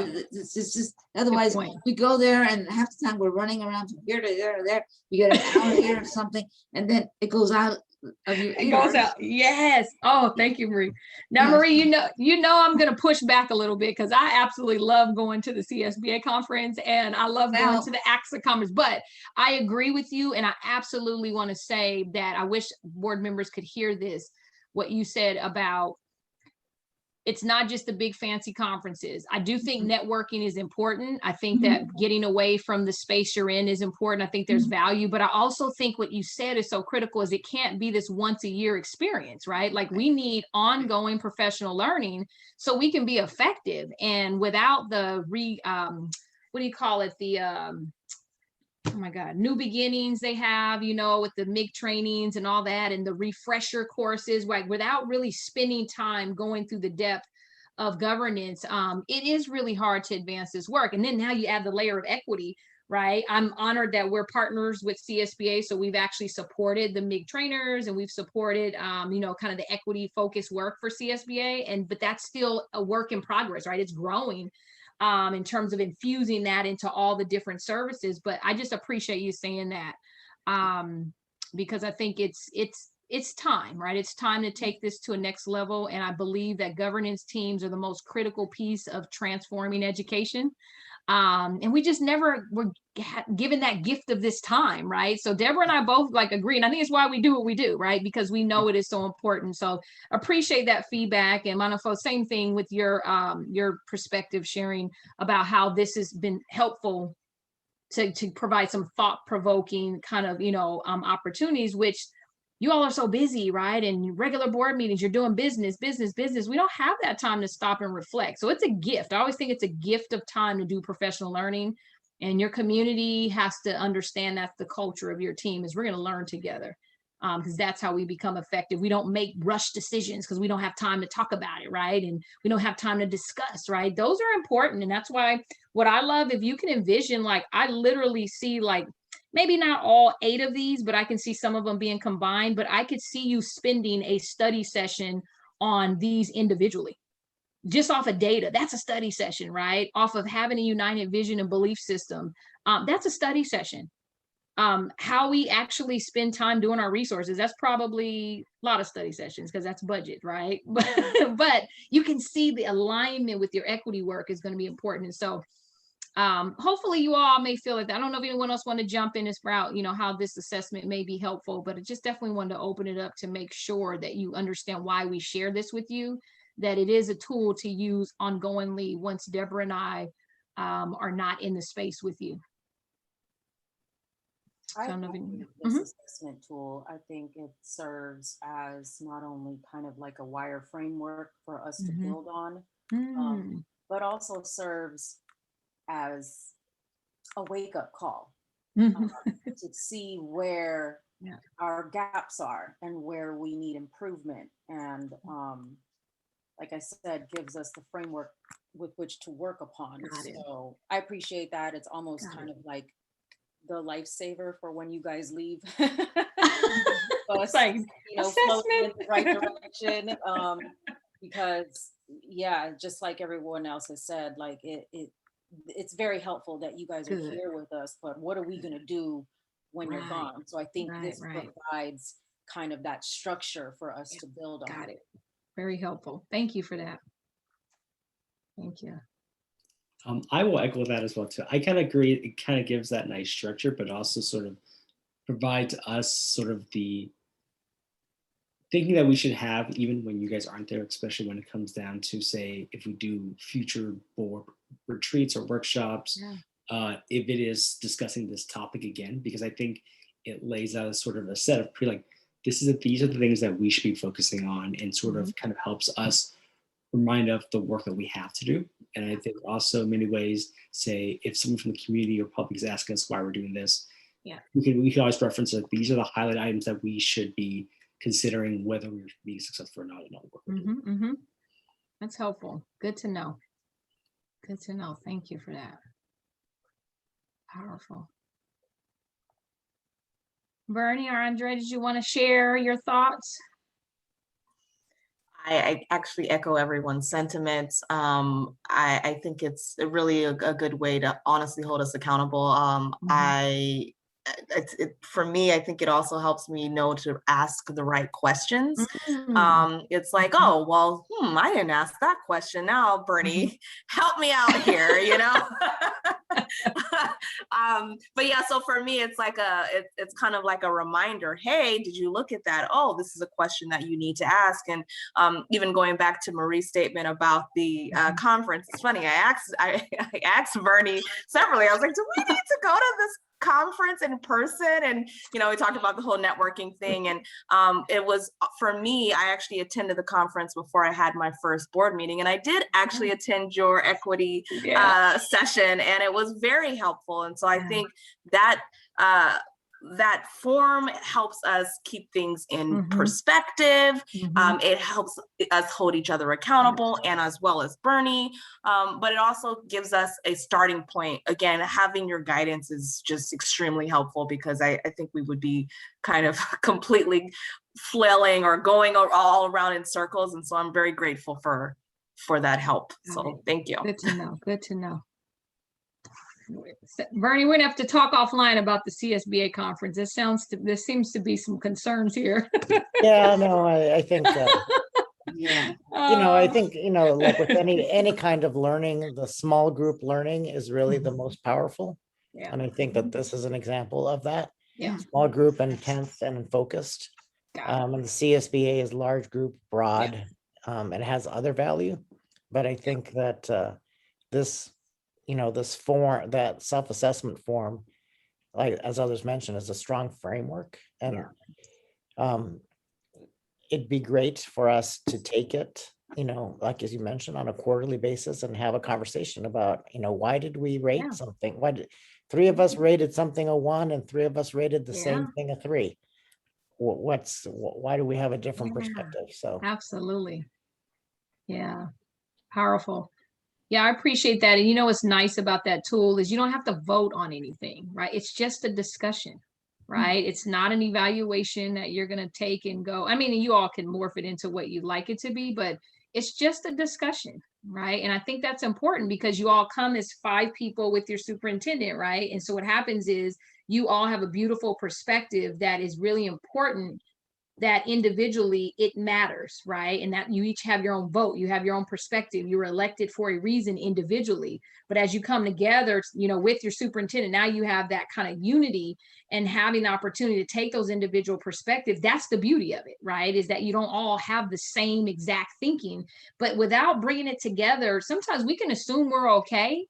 And then we actually break it down and we're like, oh, we need a little bit of work in that area. And that's important, right? Because you are busy people and your governance team works through business primarily, right? Like you have regular board meetings, you make decisions, you handle business because that's the work of the district. But when you look back and you go, okay, did our actions, how are they impacting kids? That's where that wake up call, I think maybe you said that wake up call, right? That's, I think, where that really is powerful to look at it and go, okay, how are we measuring the impact of this work that we are doing as a team? And that's where we talk about our effectiveness, right? So it's not enough to just be nice to people, right? Because we have some boards that are really nice to each other and they get along well, but the effectiveness is not there. And that's where you want to really, equity work, you want to be effective.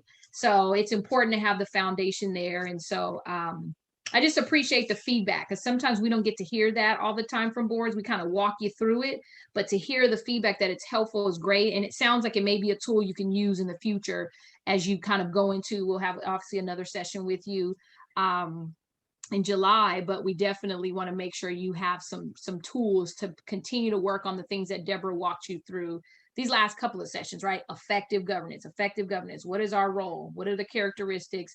And I think one of you, I think Andrea, you just said, like, what are the questions we ask, right? So we're going to go into that piece in a moment. But what I want to do is the word equity was kind of the lens of that assessment, right? So that came from research for Center for Public Schools and research around effective boards. We layered it with equity. So now it's like, okay, let's take that layer off and let's just talk about what does equity mean? So that's where we asked you to come up with a statement, right? So you remember we walked you through, you all gave your own individual perspectives, and then we kind of brought it back to you and said, okay, here's what we think equity means to you based on what you individually shared. Now let's pull it together and let's create an actual kind of draft. So you have the draft statement. And hopefully you had a chance to look at it, think through it. Some of you may go, I hate this, we need to start from scratch. Some of you may say, okay, I like it, we just need to put a little bit of, finishing touches. And then you may have some technical things like grammatical things that you're like, let's get this done. And those are all things that absolutely we want to do with you tonight. But I want you also to know that there's a little bit of non-closure tonight, is that we don't recommend you just adopt a statement right away. Right? We want you to take time, and I'm going to share exactly what this means. I'm going to share a few visuals, and what I call a test of your statement as you get ready to revise it. Okay, so one thing I'll do is I'll show you your statement first. Okay, just so you have it as a visual, your community can see. And then I'm going to ask you a few questions about your statement before we go through and revise it again. Okay, so just take a peek. Again, just a beginning draft. Remember, the words in bold are just words that we pulled from individuals based on how we kind of created those sentence stems from your actual words you use. So just take a look. And we got a few questions for you as you get ready to revise.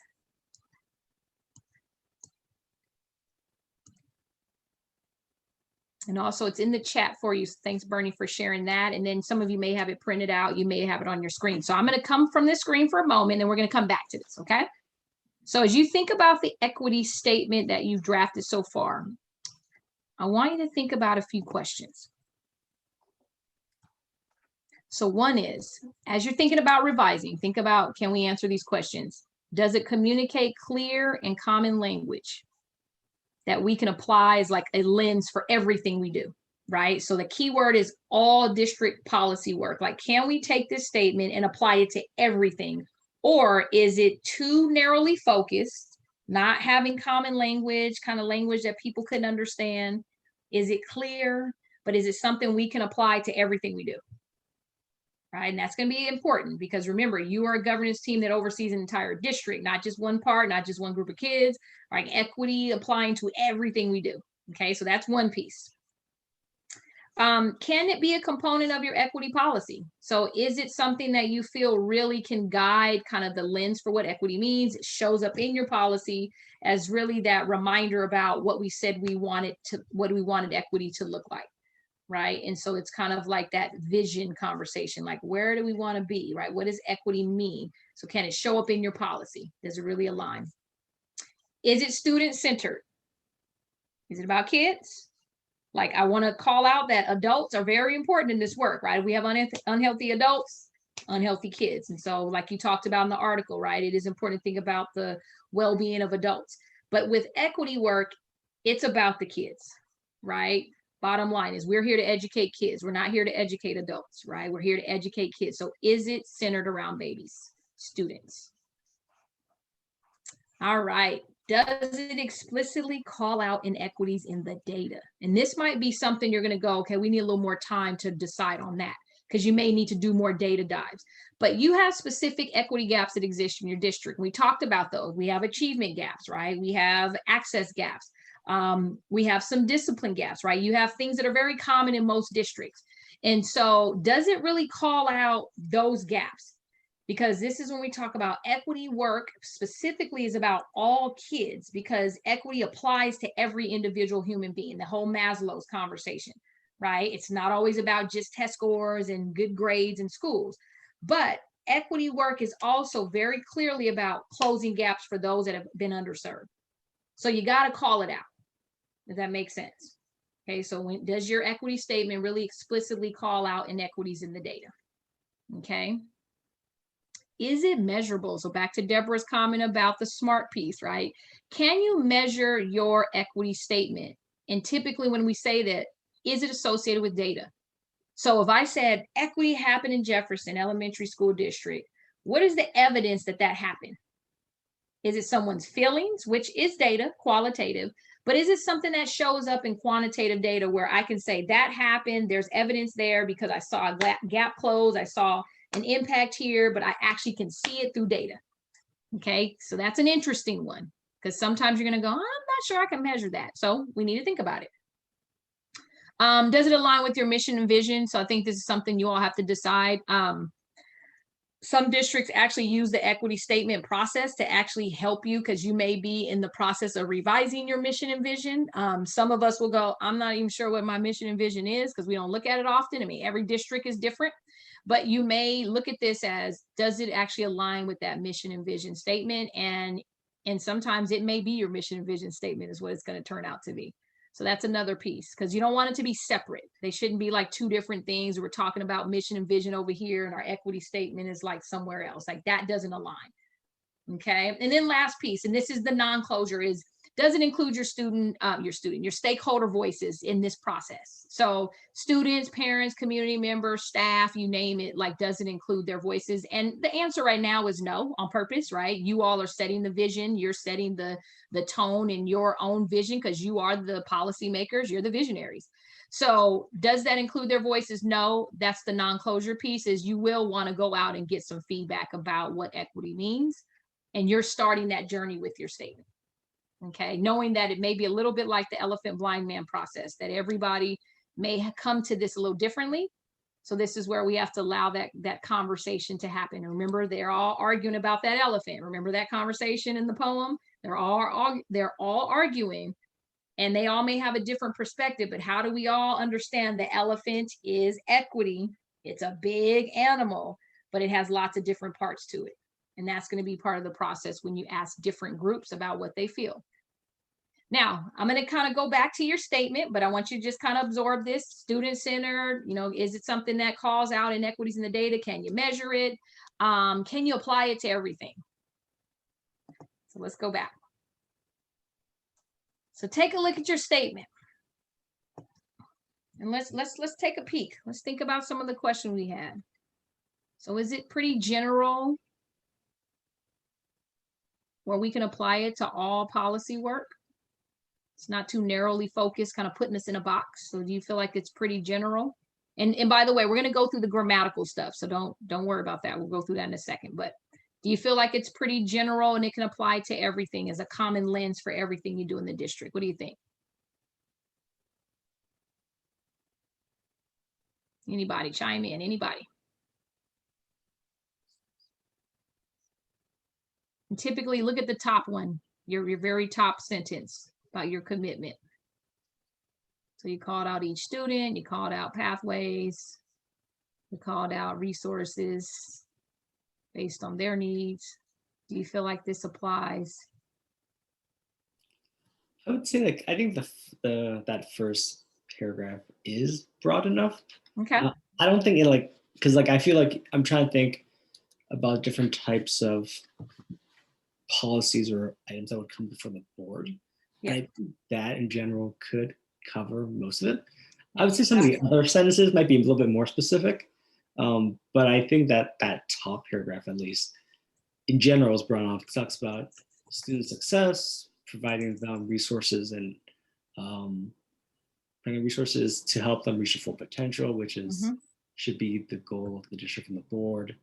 So I think, to me, it's broad enough. Broad enough. Okay. Good to know. Good to know. Good. Anybody else want to share? Do you feel like it can be applied to all district policy work?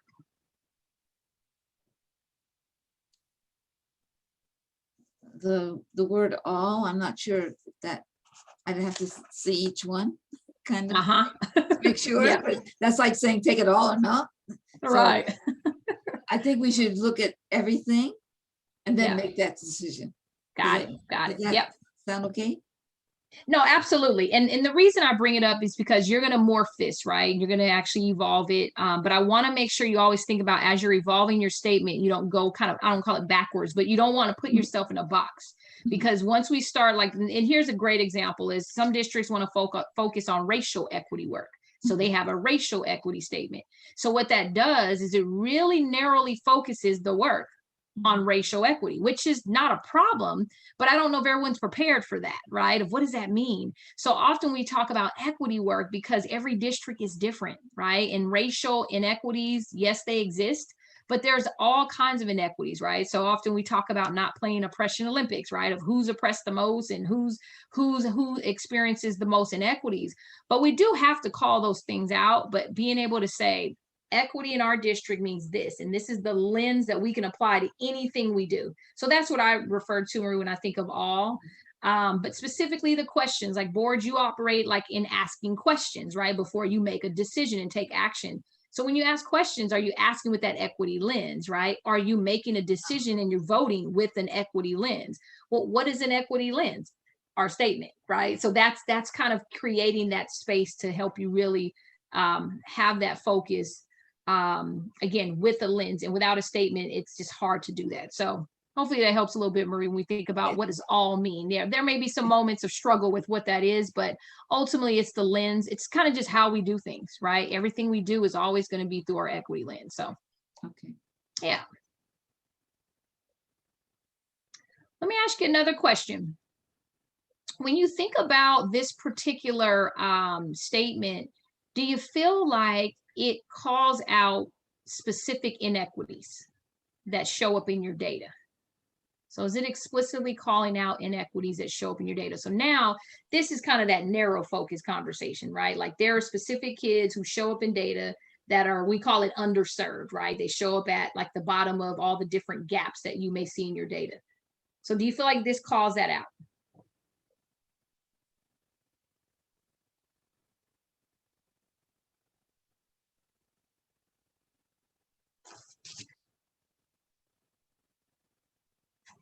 What do you think? Anybody?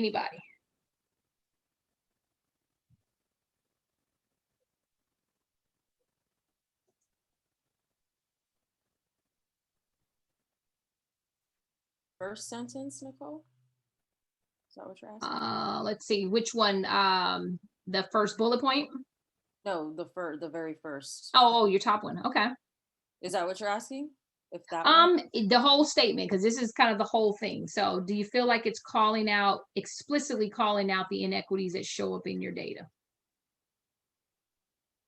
We're not calling out a specific group, but yes, when we talk about systematic change, we're definitely talking about specific inequities. Yeah.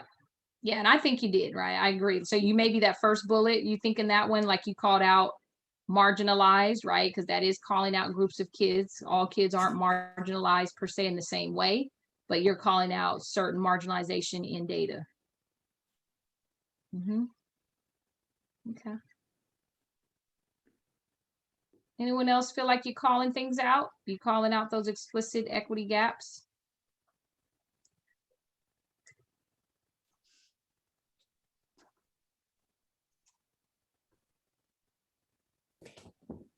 I don't know.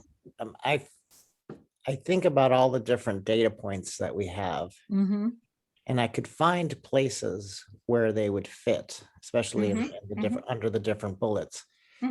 But I don't know if 2 people or 3 people with the same data points would place them in the same bullet. Right. Then I would, like, we'd all probably place them under a different bullet. Yeah. Specifically, I'm thinking, well, of course, it's just the more traditional data pieces that we've discussed. Yeah. Academic indicators, chronic absenteeism rates, suspension rates, identification of students with special needs, over identification of students with special needs above and beyond the proportion in our population. Absolutely. So I think a lot of those we could fit in there, and I'm wondering if there's value in focusing it to that Right. in the statement, or if there's a way to do it. Good point. Yeah. So. You know, Bernie, a lot of people struggle with this one, so I'm happy you call that one out, because it is very hard, because you don't want to narrowly focus, but you also don't want to leave kids out either, right? Because remember, equity applies to all kids. So I'll give you a perfect example. Where does your statement really address the needs of a student who's high achieving, but maybe in a space of not having great relationships, social, emotionally not as healthy, but they do really well in school? Right? Does equity apply to them? Yeah, I think so. Right. And so I think you call it that there, where I see you calling it out is in that second bullet where the word reimagining is spelled wrong. I'll fix that when I reload it. But when you talk about reimagining student success, I think that's where you call out kids in ways that may not show up in those groups that you share, Bernie, right? Like maybe it doesn't show up where I have an IEP. Maybe I'm not a student color. Maybe I'm not all these historically marginalized groups, but I am a student who may not be faring well in the school system, even though I hit all those success metrics that we often value, right? But if I grow through the system and I get to like the 7th, 8th grade and I'm suicidal, which I mean, literally this past year, which is amazing that I don't hear a lot about this in one of my kids' school districts. Like there was an 8th grader who committed suicide this year. And for me, it's like, what difference did it make what tests he had? What difference did it make? You know, it was heartbreaking because my son is an 8th grader. He was in his class in 2nd grade. And it just made me think about, how do we call out equity there, right? And that's where I think, so Bernie, what you were sharing, like, I feel like what you shared in the calling out the student groups by, you know, kind of the data, what is showing, like your students with special needs, right? It could be your students of color. It could be your students. I mean, there's so many different ways you can look at your data. I feel like that bullet point, the first one calls that out, because one of the things that you'll notice is when we say data, think about the word data. There's a lot of different forms of it, but think about trend data. And remember, the National Equity Project definition talked about removing the predictability of success or failure that correlate with a lot of the groups that Bernie just called out. That's the piece you're calling out with marginalized, right? Because kids are brilliant, but when you start seeing decades after decades, the same group of kids that always show up at the bottom of a gap, that's a system issue. That's not a brilliance of kids issue. That's a policy issue. That's a practice issue, right? That shows up, unfortunately, in ways that harm certain kids over and over and over again. And that's one piece. But then you have kids who chronically may show up at the top of gaps all the time, right? They're always doing well in school. But again, if they aren't having Maslow's in place, then are we successful at raising groups of kids who go into the world and become what we want them to be as grownups, feeding into your high school districts, right? And being able to be that person regardless of their test scores, right? And I think that's going to be important to think about, redefining and reimagining student success. Which is big. So I don't know if that helps a little bit around explicitly calling it out. And Bernie, your question is there value in actually like naming all those groups? And so I wonder, I don't know, what do y'all think?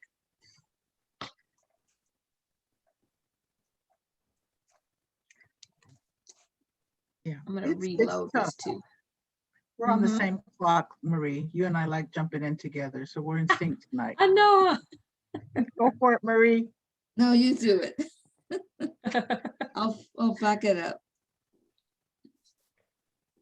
I was just saying that it is difficult I do feel that there can always be a little bit more detail to really define some of the groups that we're speaking to, but I also don't want to narrow the focus. But I will say everything that we've spoken to with regards to students who are marginalized, students who are high achieving, but the component that I'm hearing, at least, is resonating with me is that level of wellness, which I think applies everywhere. Absolutely. Because they can be marginalized, high achieving, but when we speak to behavior, you know, we know that behavior, you know, it comes into practice, you know, or it actually is a reaction. There's a reactive behavior based on the system and where you fall in the system.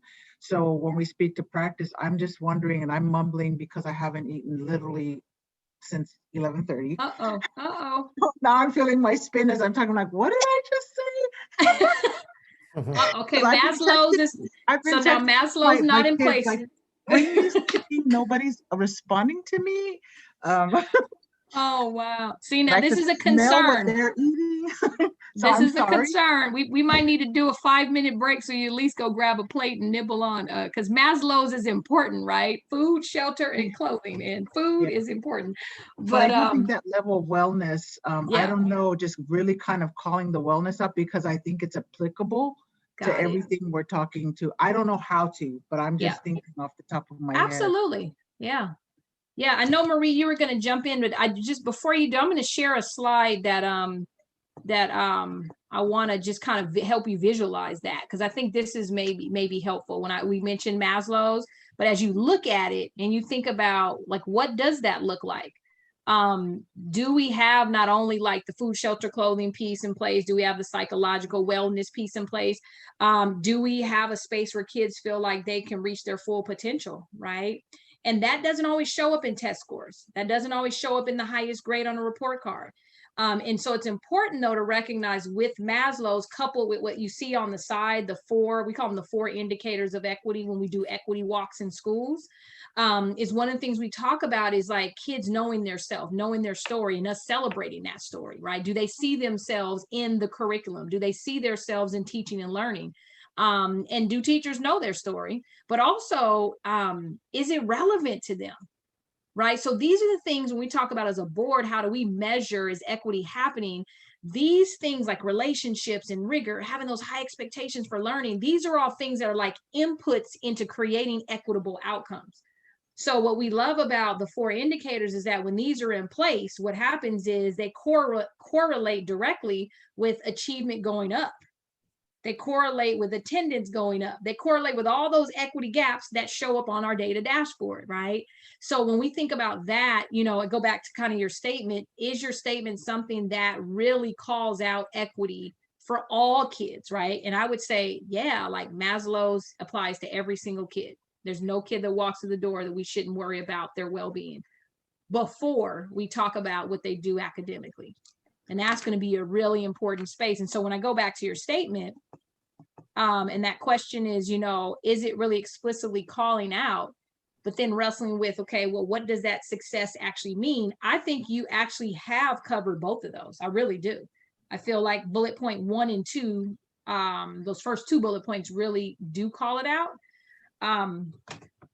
But you know, it has to make sense for you. It's your statement, so I want to make sure it makes sense to you. So that's one piece to think about is, are we explicitly calling out inequities in the data?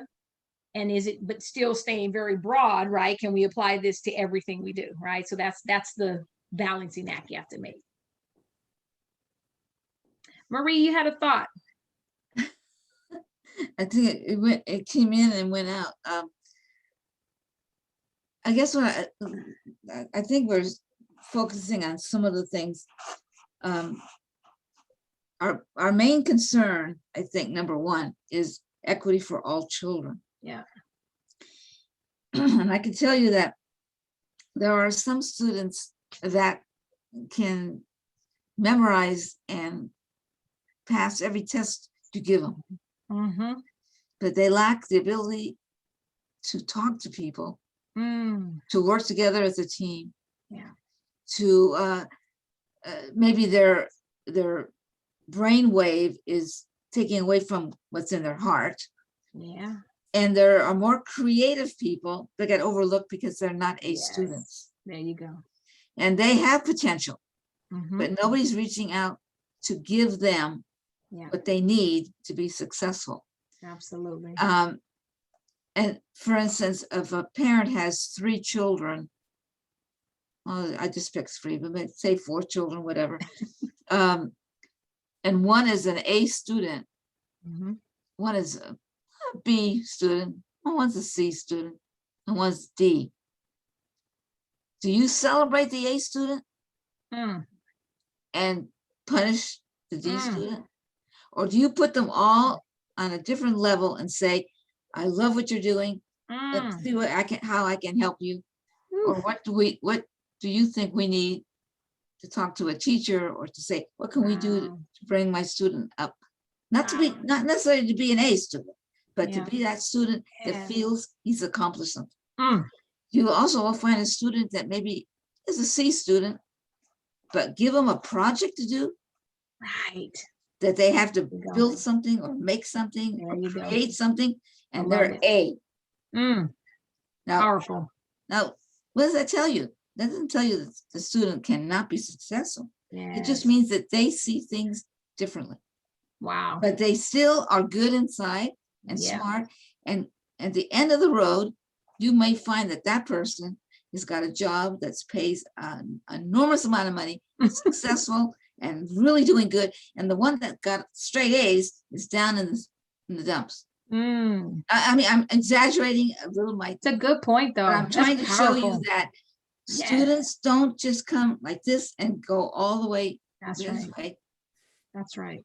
Well said. There's a way to satisfy the student that's sort of a C student, but can really do something big when it's important. Absolutely. I love it. Because That's important, and I think we ignore that. It's always, oh, well, you didn't get a good grade. Well, Right. Yep. I can recall somebody telling a student one time, don't bother to go to college, you'll never make it. Mm, What did I do for that person? yeah. But guess what? That person is way up high and placed across the bay in a very successful. Fine, yeah. Good, And good. you cannot expect people to put everybody in a box Right. and say, you're That's only right. going to be successful and you're not. Same with somebody, whether it's sports or whatever it is you're doing, because someone is afraid at first of the ball hitting them. Don't say, hey, forget it, you can't play, because somewhere down the line, they're going to Mhm. win the game. Mhm. Yeah. Okay. Well said. So if we can just make everybody, whatever we're doing or whatever we're teaching, whatever we're supporting, is that everyone can be successful if Absolutely. we give them the tools, Well if said. we give them the support and encourage them Yeah. to be well good at said. what they're doing. Yeah. They're not Well all said. gonna be doctors and lawyers, but they might be Mhm, mhm, building a bridge. mhm. They might be doing something That we else. need. Yeah. Good point. And Marie, you have called it out. I mean, that bullet point number 2, Uh-huh. like as you were talking, I was like, that's what reimagining student success is, Yeah, right? yeah. And it's bullet 3, examining biases, right? Which are blind spots that make us think that, we have narratives and stereotypes Mhm. around what we think success is for certain kids. And that's where those comments come from too, about what kids can't do. And so I appreciate that, because I feel like your statement really calls it out. Well, only because I have experience with working with children for the Right, last right, 40 right. Yeah, years. And I'm absolutely. going to tell you, it's not Yeah. about just memorizing something, getting something Absolutely. an A, and then Yeah. you never use it again. Right. It's about Good what point. Good you point. learn how to be successful. Yeah. So. Absolutely. Bernie, did you have something you wanted to contribute to that piece? No, it's just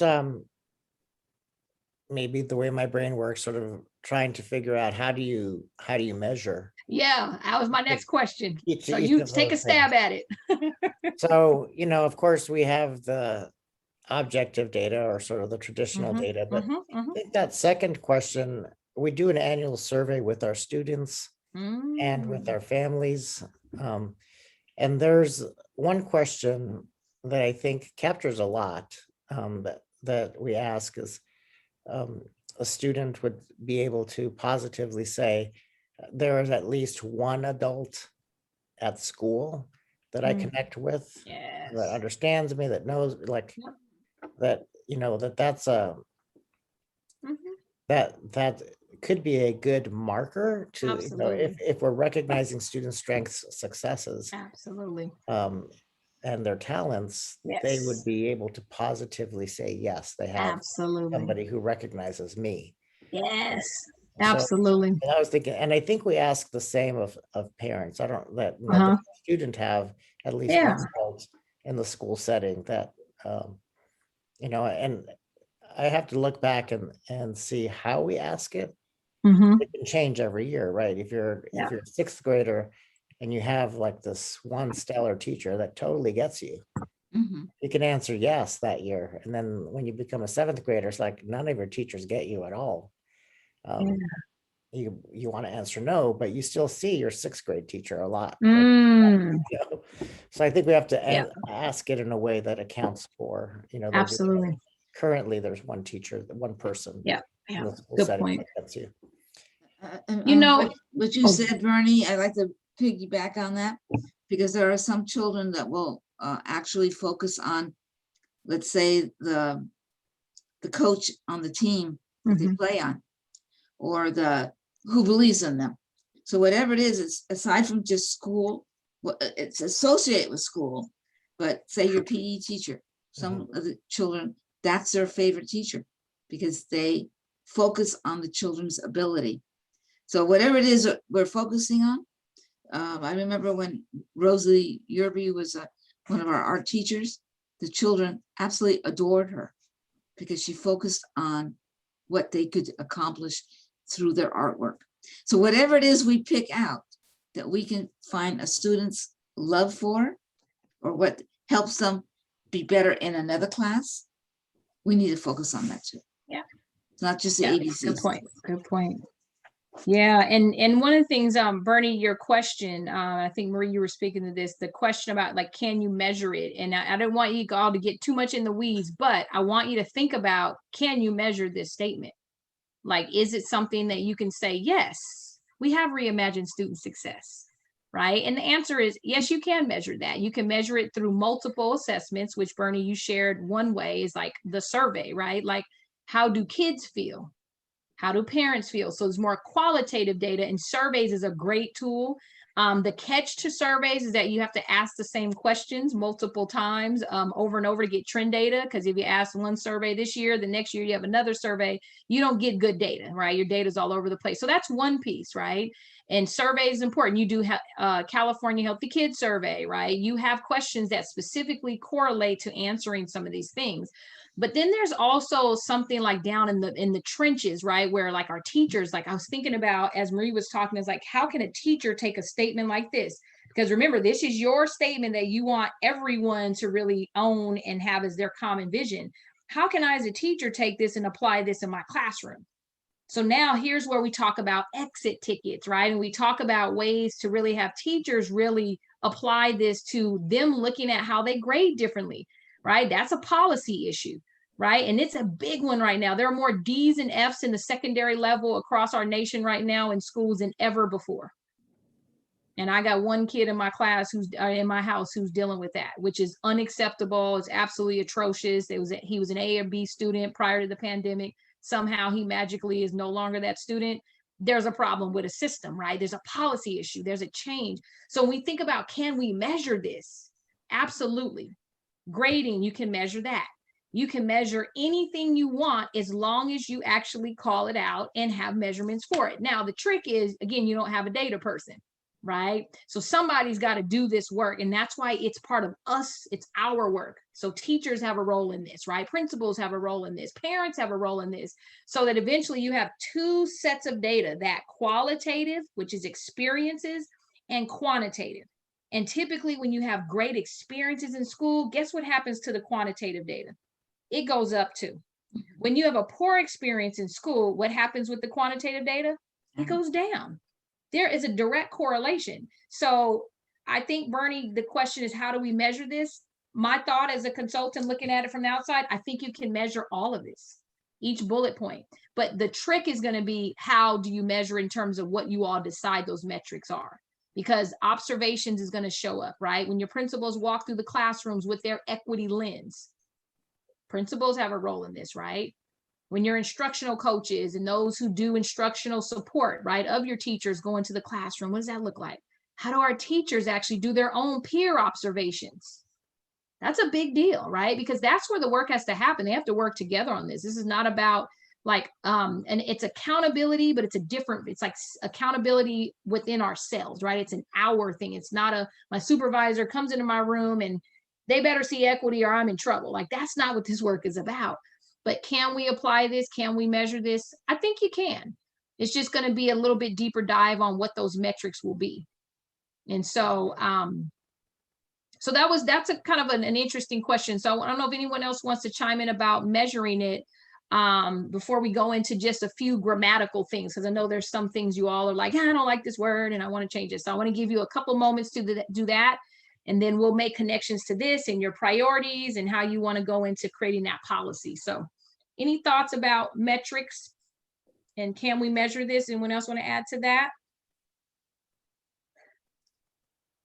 I just wanted to call out something that you said, Nicole, around how teachers would look at this and apply this to their day-to-day in the classroom. And so when I look at bullet point number 3 in terms of examining biases, and you talked about how they're observing their peers, I think that bullet point really talks about, you know, I feel like from a teacher standpoint, examining their biases so that they can support the facilitation of the practices to bullet point 1, the policies and the practices that maybe the board has envisioned that now our superintendent is rolling out, but that also goes into professional development. Are we having our teachers do, like specific programs or trainings that has them thinking differently about how they should be examining themselves, because we can do an equity statement, but like, what more can we give in terms of a tool to our teachers and to our administrators and to Absolutely. our principals to help move Absolutely. it forward? Wow, powerful. Wow. As you were saying that, Andrea, I was thinking about consultants, right? Like as you hire consultants to do professional development, because typically you hire people to provide that service, no matter what it is. It could be curriculum implementation. You have a new assessment, whatever it is. Think about as the consultancy, like, I need you to provide professional learning with an equity lens. This is our equity lens. That's a big deal. That's a big deal. And so I just appreciate you giving that another way to look at, like, how can we measure this? Is we have to apply it to things, and then we can actually measure the impact of that, right? And doing that in multiple ways. I could totally see applying this to those that provide professional learning, because that's the other piece of it. Is one thing to say, teachers, go learn about this. It's another to say the professionals who are providing the training need to understand your vision for what equity means. And that's a big deal. Sometimes boards create rubrics for this, right? For people coming in to train their staff, because you want to make sure as you're also measuring the impact of your budget on things like professional learning, right? You spend a lot of money on consultants at times. There's only a small, budget that you have in terms of outside of your salaries, right? And that, 85, 90% of your budget. So any of that additional money that you allocate towards professional development, towards curriculum, towards materials, you name it, the reality is that when you look back and go, wow, we spent X number of dollars on consultants, right? How do you measure that impacted equity? Well, you can't if you don't tell the consultants this is what we expect here, right? And if you can't do that, then we won't hire you. I mean, that's ultimately what should happen if we're advancing our work. But without an equity statement, how do you tell them that, right? Like, they're going to come with their own understanding. And it's interesting nuance when we talk about big deal things like grading practices, right? There's people consult around grading practices. There's people consult about English learner development. Yeah, I mean, it's a lot. I mean, Bernie can give you the list. There's a lot of PD that we provide yearly, because you need to build capacity of your staff, but you want to make sure there's some clear direction so you can measure the impact of it. So I appreciate that. Do you all want to just, did anyone have a burning desire to just look at the words themselves, the technical piece, and have any grammatical changes? Because again, this is a work in progress. So I don't want you to feel like you have to do it all tonight, but was there anything that just was like, I don't like that word. Like I changed reimagining because it wasn't spelled right. And sometimes spell check always keeps it as reimaging, which sometimes works actually, but is there anything that was sticking out to y'all, or you're like, yeah, I don't like that word, or we just need to fix it, and anything?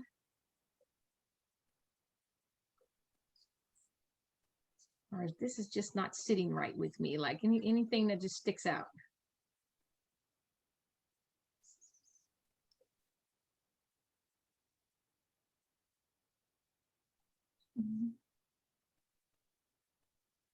I don't have a specific solution to this one, but that second bullet point, upon reading all of the other equity samples, feel like it could be better said. Got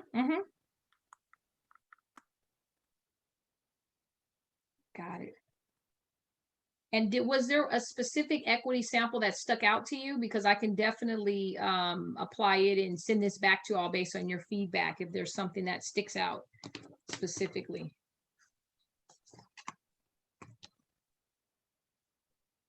I was specifically looking at the Aspen one. Okay. I think that was it. Let me look again.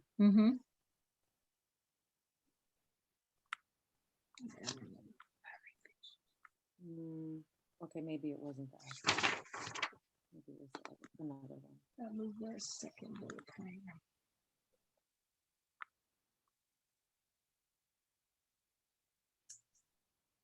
Maybe it was the other one, the CHSD one. I don't remember where I saw it, but it was something that said that, just in a less, I don't know, Just worded a little differently, huh? Yeah. it just feels a little prose for me. Got it. Okay. No problem. I'll look through it and see. And again, we can give this back to you, like just like we'll do your statement, your policy. I'm sorry, we'll go through your policy. We'll send it back to you so that you can take a look. Because remember, this is a work in progress. So we'll definitely I'll look through and see if there's some language from the samples. So no worries. Anyone else have any thoughts about your statement, or do you feel like, you feel like it's fine for now? I mean, obviously bullet point, maybe I was like, maybe we want to massage that a little bit. And I kind of agree. I think there's some words that could definitely be reworded there, but the spirit of it, I think you agree with, it sounds like. Is there anything else that sticks out to you all before we transition to connecting this to our priorities and kind of policy work? I might want to suggest looking at that first bullet. It just strikes me as being a little bit too jargony. Like Okay. it makes a lot of sense to me. I Uh-huh. understand all those words. I know what it means, but if I had to explain it to one of my family members, Uh-huh. I would have a Got it. hard time. So the words may be too high level in terms of common Yeah. language for all stakeholders. Yeah, Yeah, that's good. I have to agree with you, Bernie.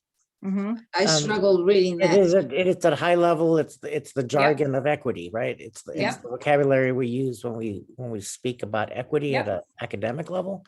But if I had to, explain this to my niece or to somebody else Right. that knows nothing about equity, Yep. how do I?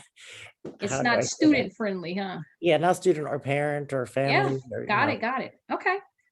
No, I can definitely massage that one a little bit, I think, and send that back. And we'll look at this again in our 4 sessions, so you all have a chance to revisit it. But good point. I've heard that a few times, Bernie, for some of the statements we've done with boards. And like, yeah, maybe just a little too much. So then no one really gathers the meaning, because it's like, I need to get a dictionary out, right?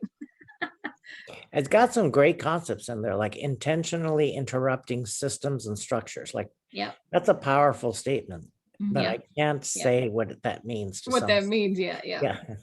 Yeah, almost like let's make it elementary district language, right? I think that's what Yeah, I'm that's saying. what this is. There's an idea, huh? So we really know what it means. No, I love it. So definitely more kid friendly. We can definitely work on that. Any other thoughts? This is good feedback. And again, if you feel like you're like, you know what, it's after 9 o'clock, Nicole, my brain is starting to turn to mush. And Monofo's like, I need to eat.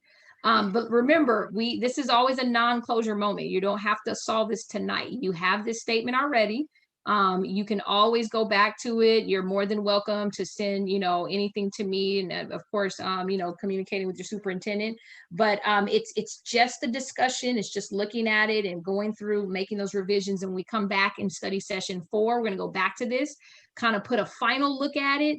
Kind of say, yes, this is our statement, a draft, and then we're going to plan to go out and have stakeholder input, right? Because that's important process too. Mm-hmm. So I don't want you to feel like you even have to stop here. Some of your stakeholder input may answer some of your questions that you're like, I'm not sure. And when you show it to someone else, they may give you some really great feedback. So you feel okay with putting a pin in it for now? Yeah. Okay, good. All right, perfect. All right, so we're on the home stretch. So I want to make sure your brain remembers why we're doing this, okay? Why you need an equity statement, again, is to have a lens that you can apply to all governance work. Now, here's another key that's so important to board members around why you need a statement. And this goes back to the conversation about priorities.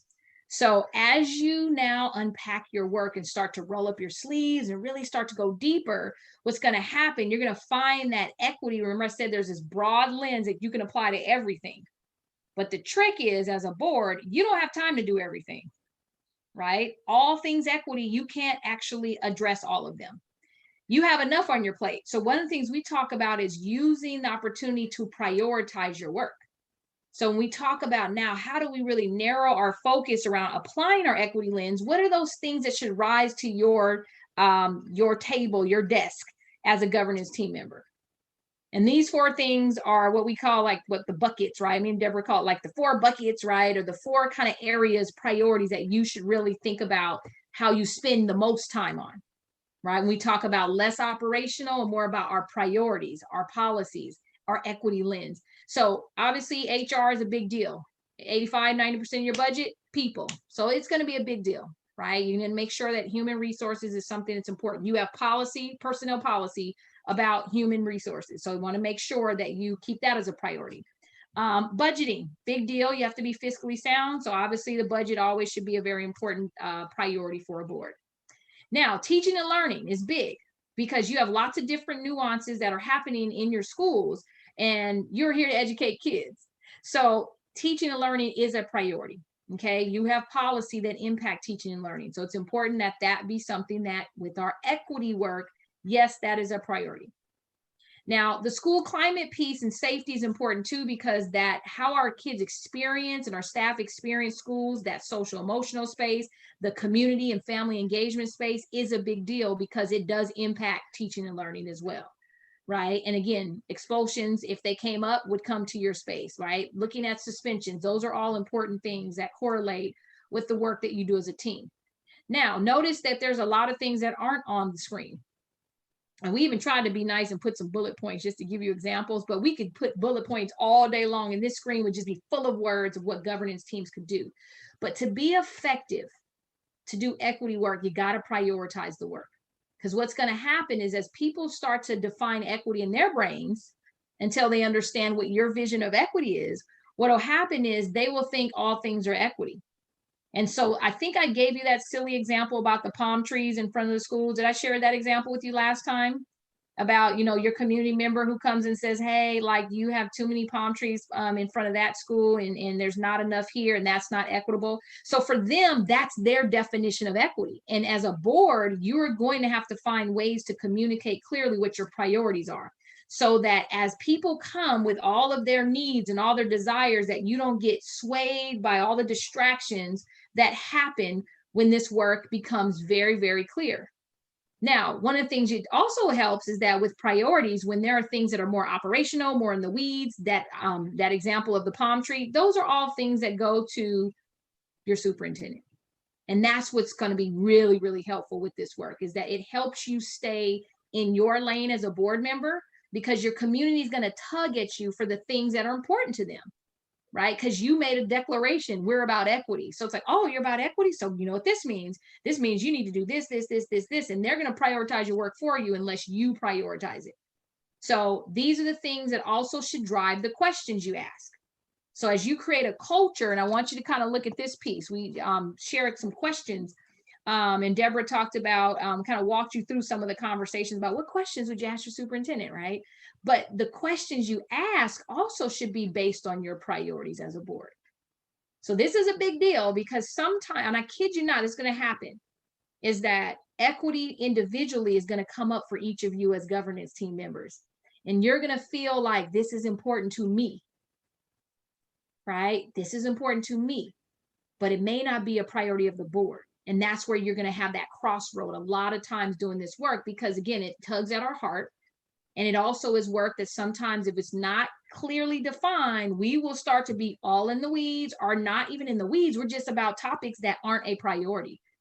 And that's what's going to be super important. So when we talk about questions to ask, these questions, notice on the screen, are just examples, but these are questions that are really helpful when we're responding to like a presentation, you know, from our staff, things that we want to ask our superintendent versus tell our superintendent, right? We want to create a culture of what's going on, ask those questions. But if they're all centered in priorities that we agree to, then your superintendent is never surprised, the staff is never surprised, and then there's a culture of presentation of information to you that is centered in priorities. So now the staff learns the culture of how they present information to the board, because that's their role, right? They're presenting to you information to the board. And so if you have priorities clearly defined, it creates a nice culture where there's a lot of like collaborative efforts, and there's no like last minute stuff. There's no gotcha moments. There's no surprises, because remember, boards don't like surprises. And we know that, right? Bernie knows that really well, right? But also staff don't like surprises either. right? They don't like this thing of, oh, you know what? We're doing equity work. We're going to need large amounts of qualitative data and quantitative data at our next board meeting. Like, that's not nice. That is not fair. But when you create a culture of this is the data we're going to need to inform our decision when we're about to make this decision about changing a policy, that's where the priorities really, really help to create a focus and an alignment of your work. And also a technical piece is priorities often help your agendas flow a lot smoother. So when you think about, you know, you all had record-setting meetings this year, right? But when you think about in general, when you build your agendas, when you build your governance calendar, what is it centered around, right? And priorities really help to create that cohesive focus. And of course, you'll have special meetings you'll have to call, right? You'll have those moments in time. Deborah talked about the hot topics. You're going to have hot topics, but priorities and hot topics are two different things. And sometimes they'll align, right? There may be a hot topic about something that is within your priorities. And so that means you spend time on it. But ultimately, it is about creating an agreement. And so this might be some work you all have to do in a future study session, is to say, what are going to be our key priorities that we're going to work on? And so Deborah and I always like to share these 4 typically effective boards really focus on these. And you may have one you adjust here and there based on your district's needs. Like some people will say, like if you pass like a bond measure, for example, you might have a really big priority around facilities, right? But that typically, again, is not an ongoing thing that lasts forever, unless you have an abundance of money coming in from bonds, right? But most don't have that. Eventually those projects end, right? So sometimes that falls in the budget conversation for boards. And obviously the technical work is more with the superintendent and your consultants who do the building and the architecture and all those kind of things, which sometimes are the weeds of the work. But again, is that priority something that is going to impact student achievement and align right back to our equity statement? And that's where the board kind of sits in that space. Does that make sense? Good, good, good, good. And I hope this is helpful, because this is what we're going to go into in session 4. So tonight, I don't want you to feel like you have to keep it all in your brain, but I want to make sure you understand why that equity statement is so important. Okay. And why we take our time to develop it so we can own it and live it. All right. Now, if there are no questions about the priorities, I'm going to give you a snapshot of what we're going to do for session 4. Okay. Any questions before I go into snapshot for session 4? All right. Jump in if you do. So session 4, what we're going to do is we are going to, again, revisit your equity statement, of course. But your equity statement is going to eventually show up in your equity policy. Now, I know that you have the CSBA kind of version of the policy already. Is that correct? That you adopted that one? Is that correct? Okay, good. So with that, we're going to revisit that next session. And one of the things we're going to talk about is what are the components that should show up in the policy you adopted. So we're going to help you make some revisions because we want you to own it. I think Deborah said it really well of it's a living, breathing document that really drives all of your governance work. Like that's the one policy that does not go on the shelf and in the binder and you never see again, right? This is that policy that lives. Okay, and so we're going to go over the components of what that policy should look like. It's going to include your statement, so that's important.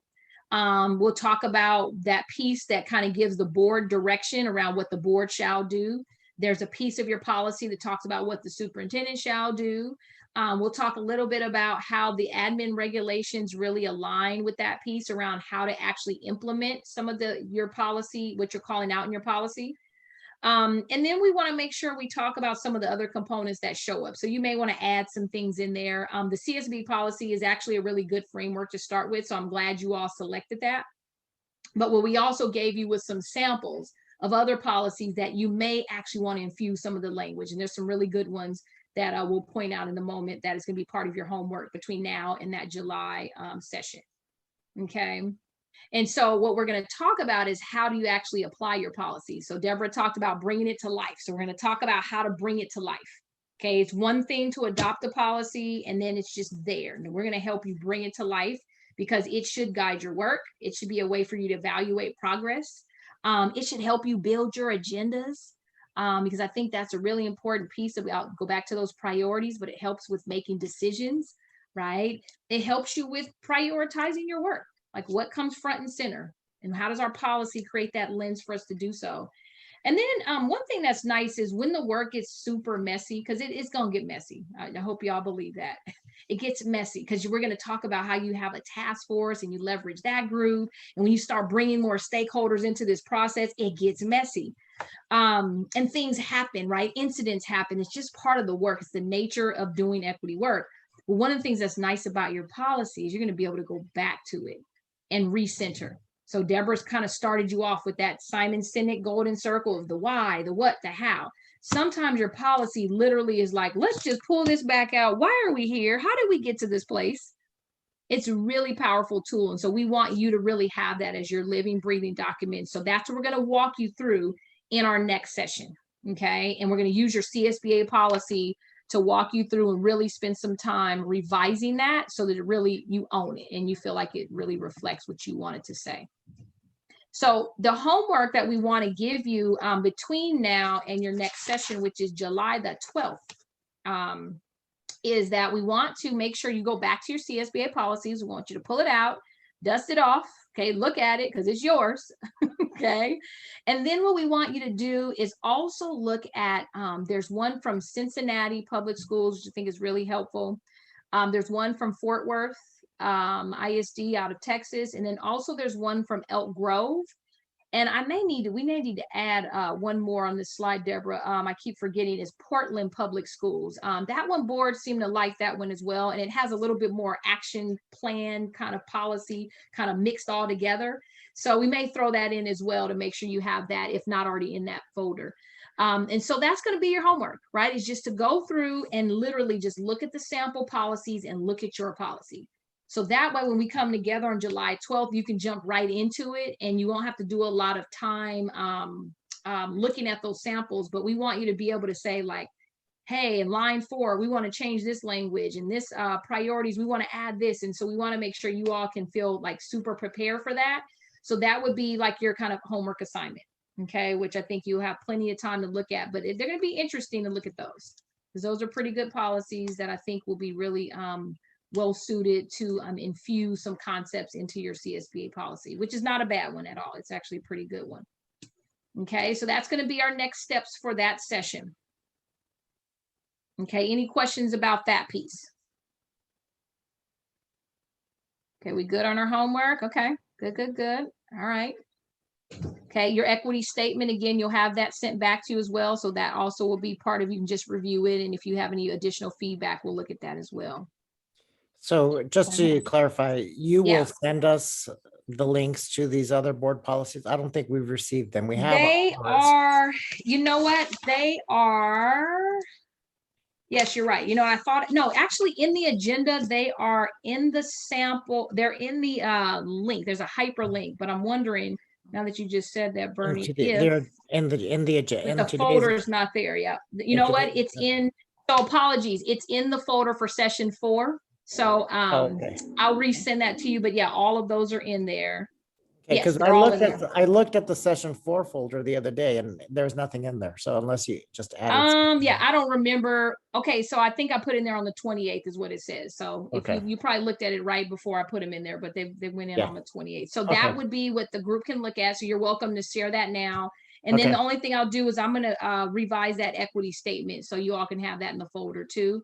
And Okay. then you all can jump right on it. But yeah, Bernie, it's there already. So they can Okay. already have that. So I wanted to make sure we got ahead of that one.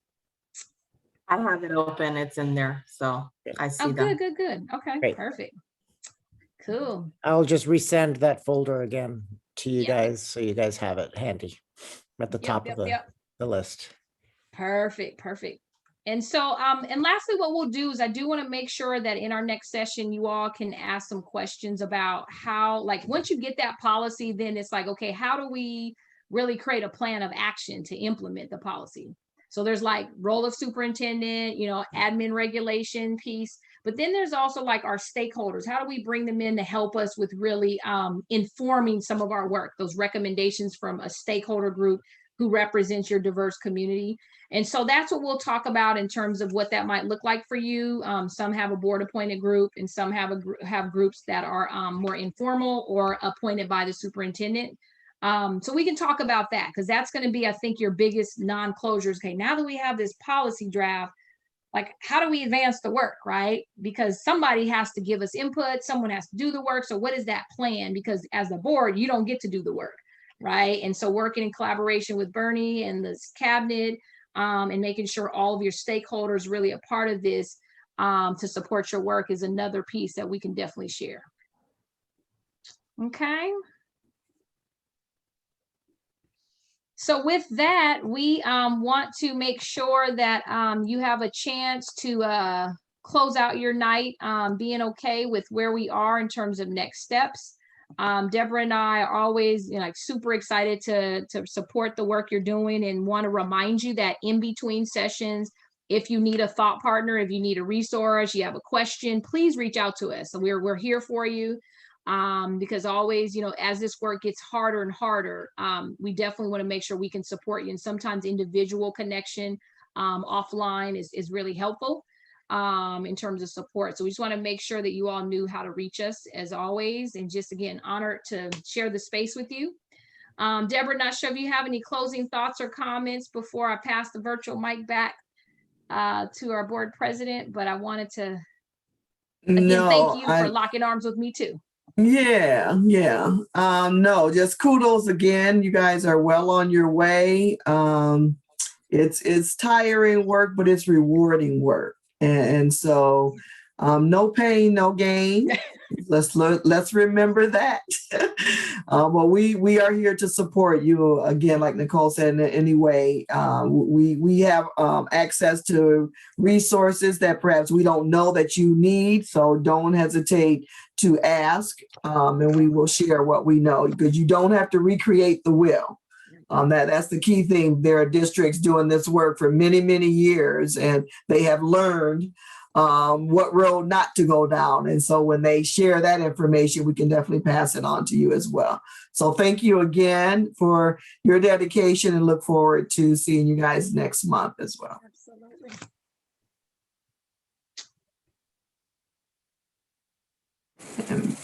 Well, thank you both, Nicole and Deborah, for being here and sharing this space with us.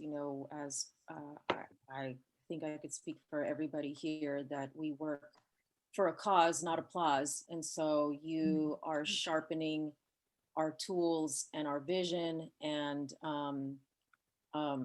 not everybody in our circle is in our corner. And I feel like the two of you are definitely in our corner. So we appreciate you extending the time even after our sessions, that we can still come to you and seek assistance with you. And if nobody else has any other comments, I'd like to adjourn this meeting at 9:29 p.m. Thank you again. Thank you. Thank you. Thank you. Thank you. Thank you. You. Bye-bye. Good night, everyone. Good night. Night. Good night.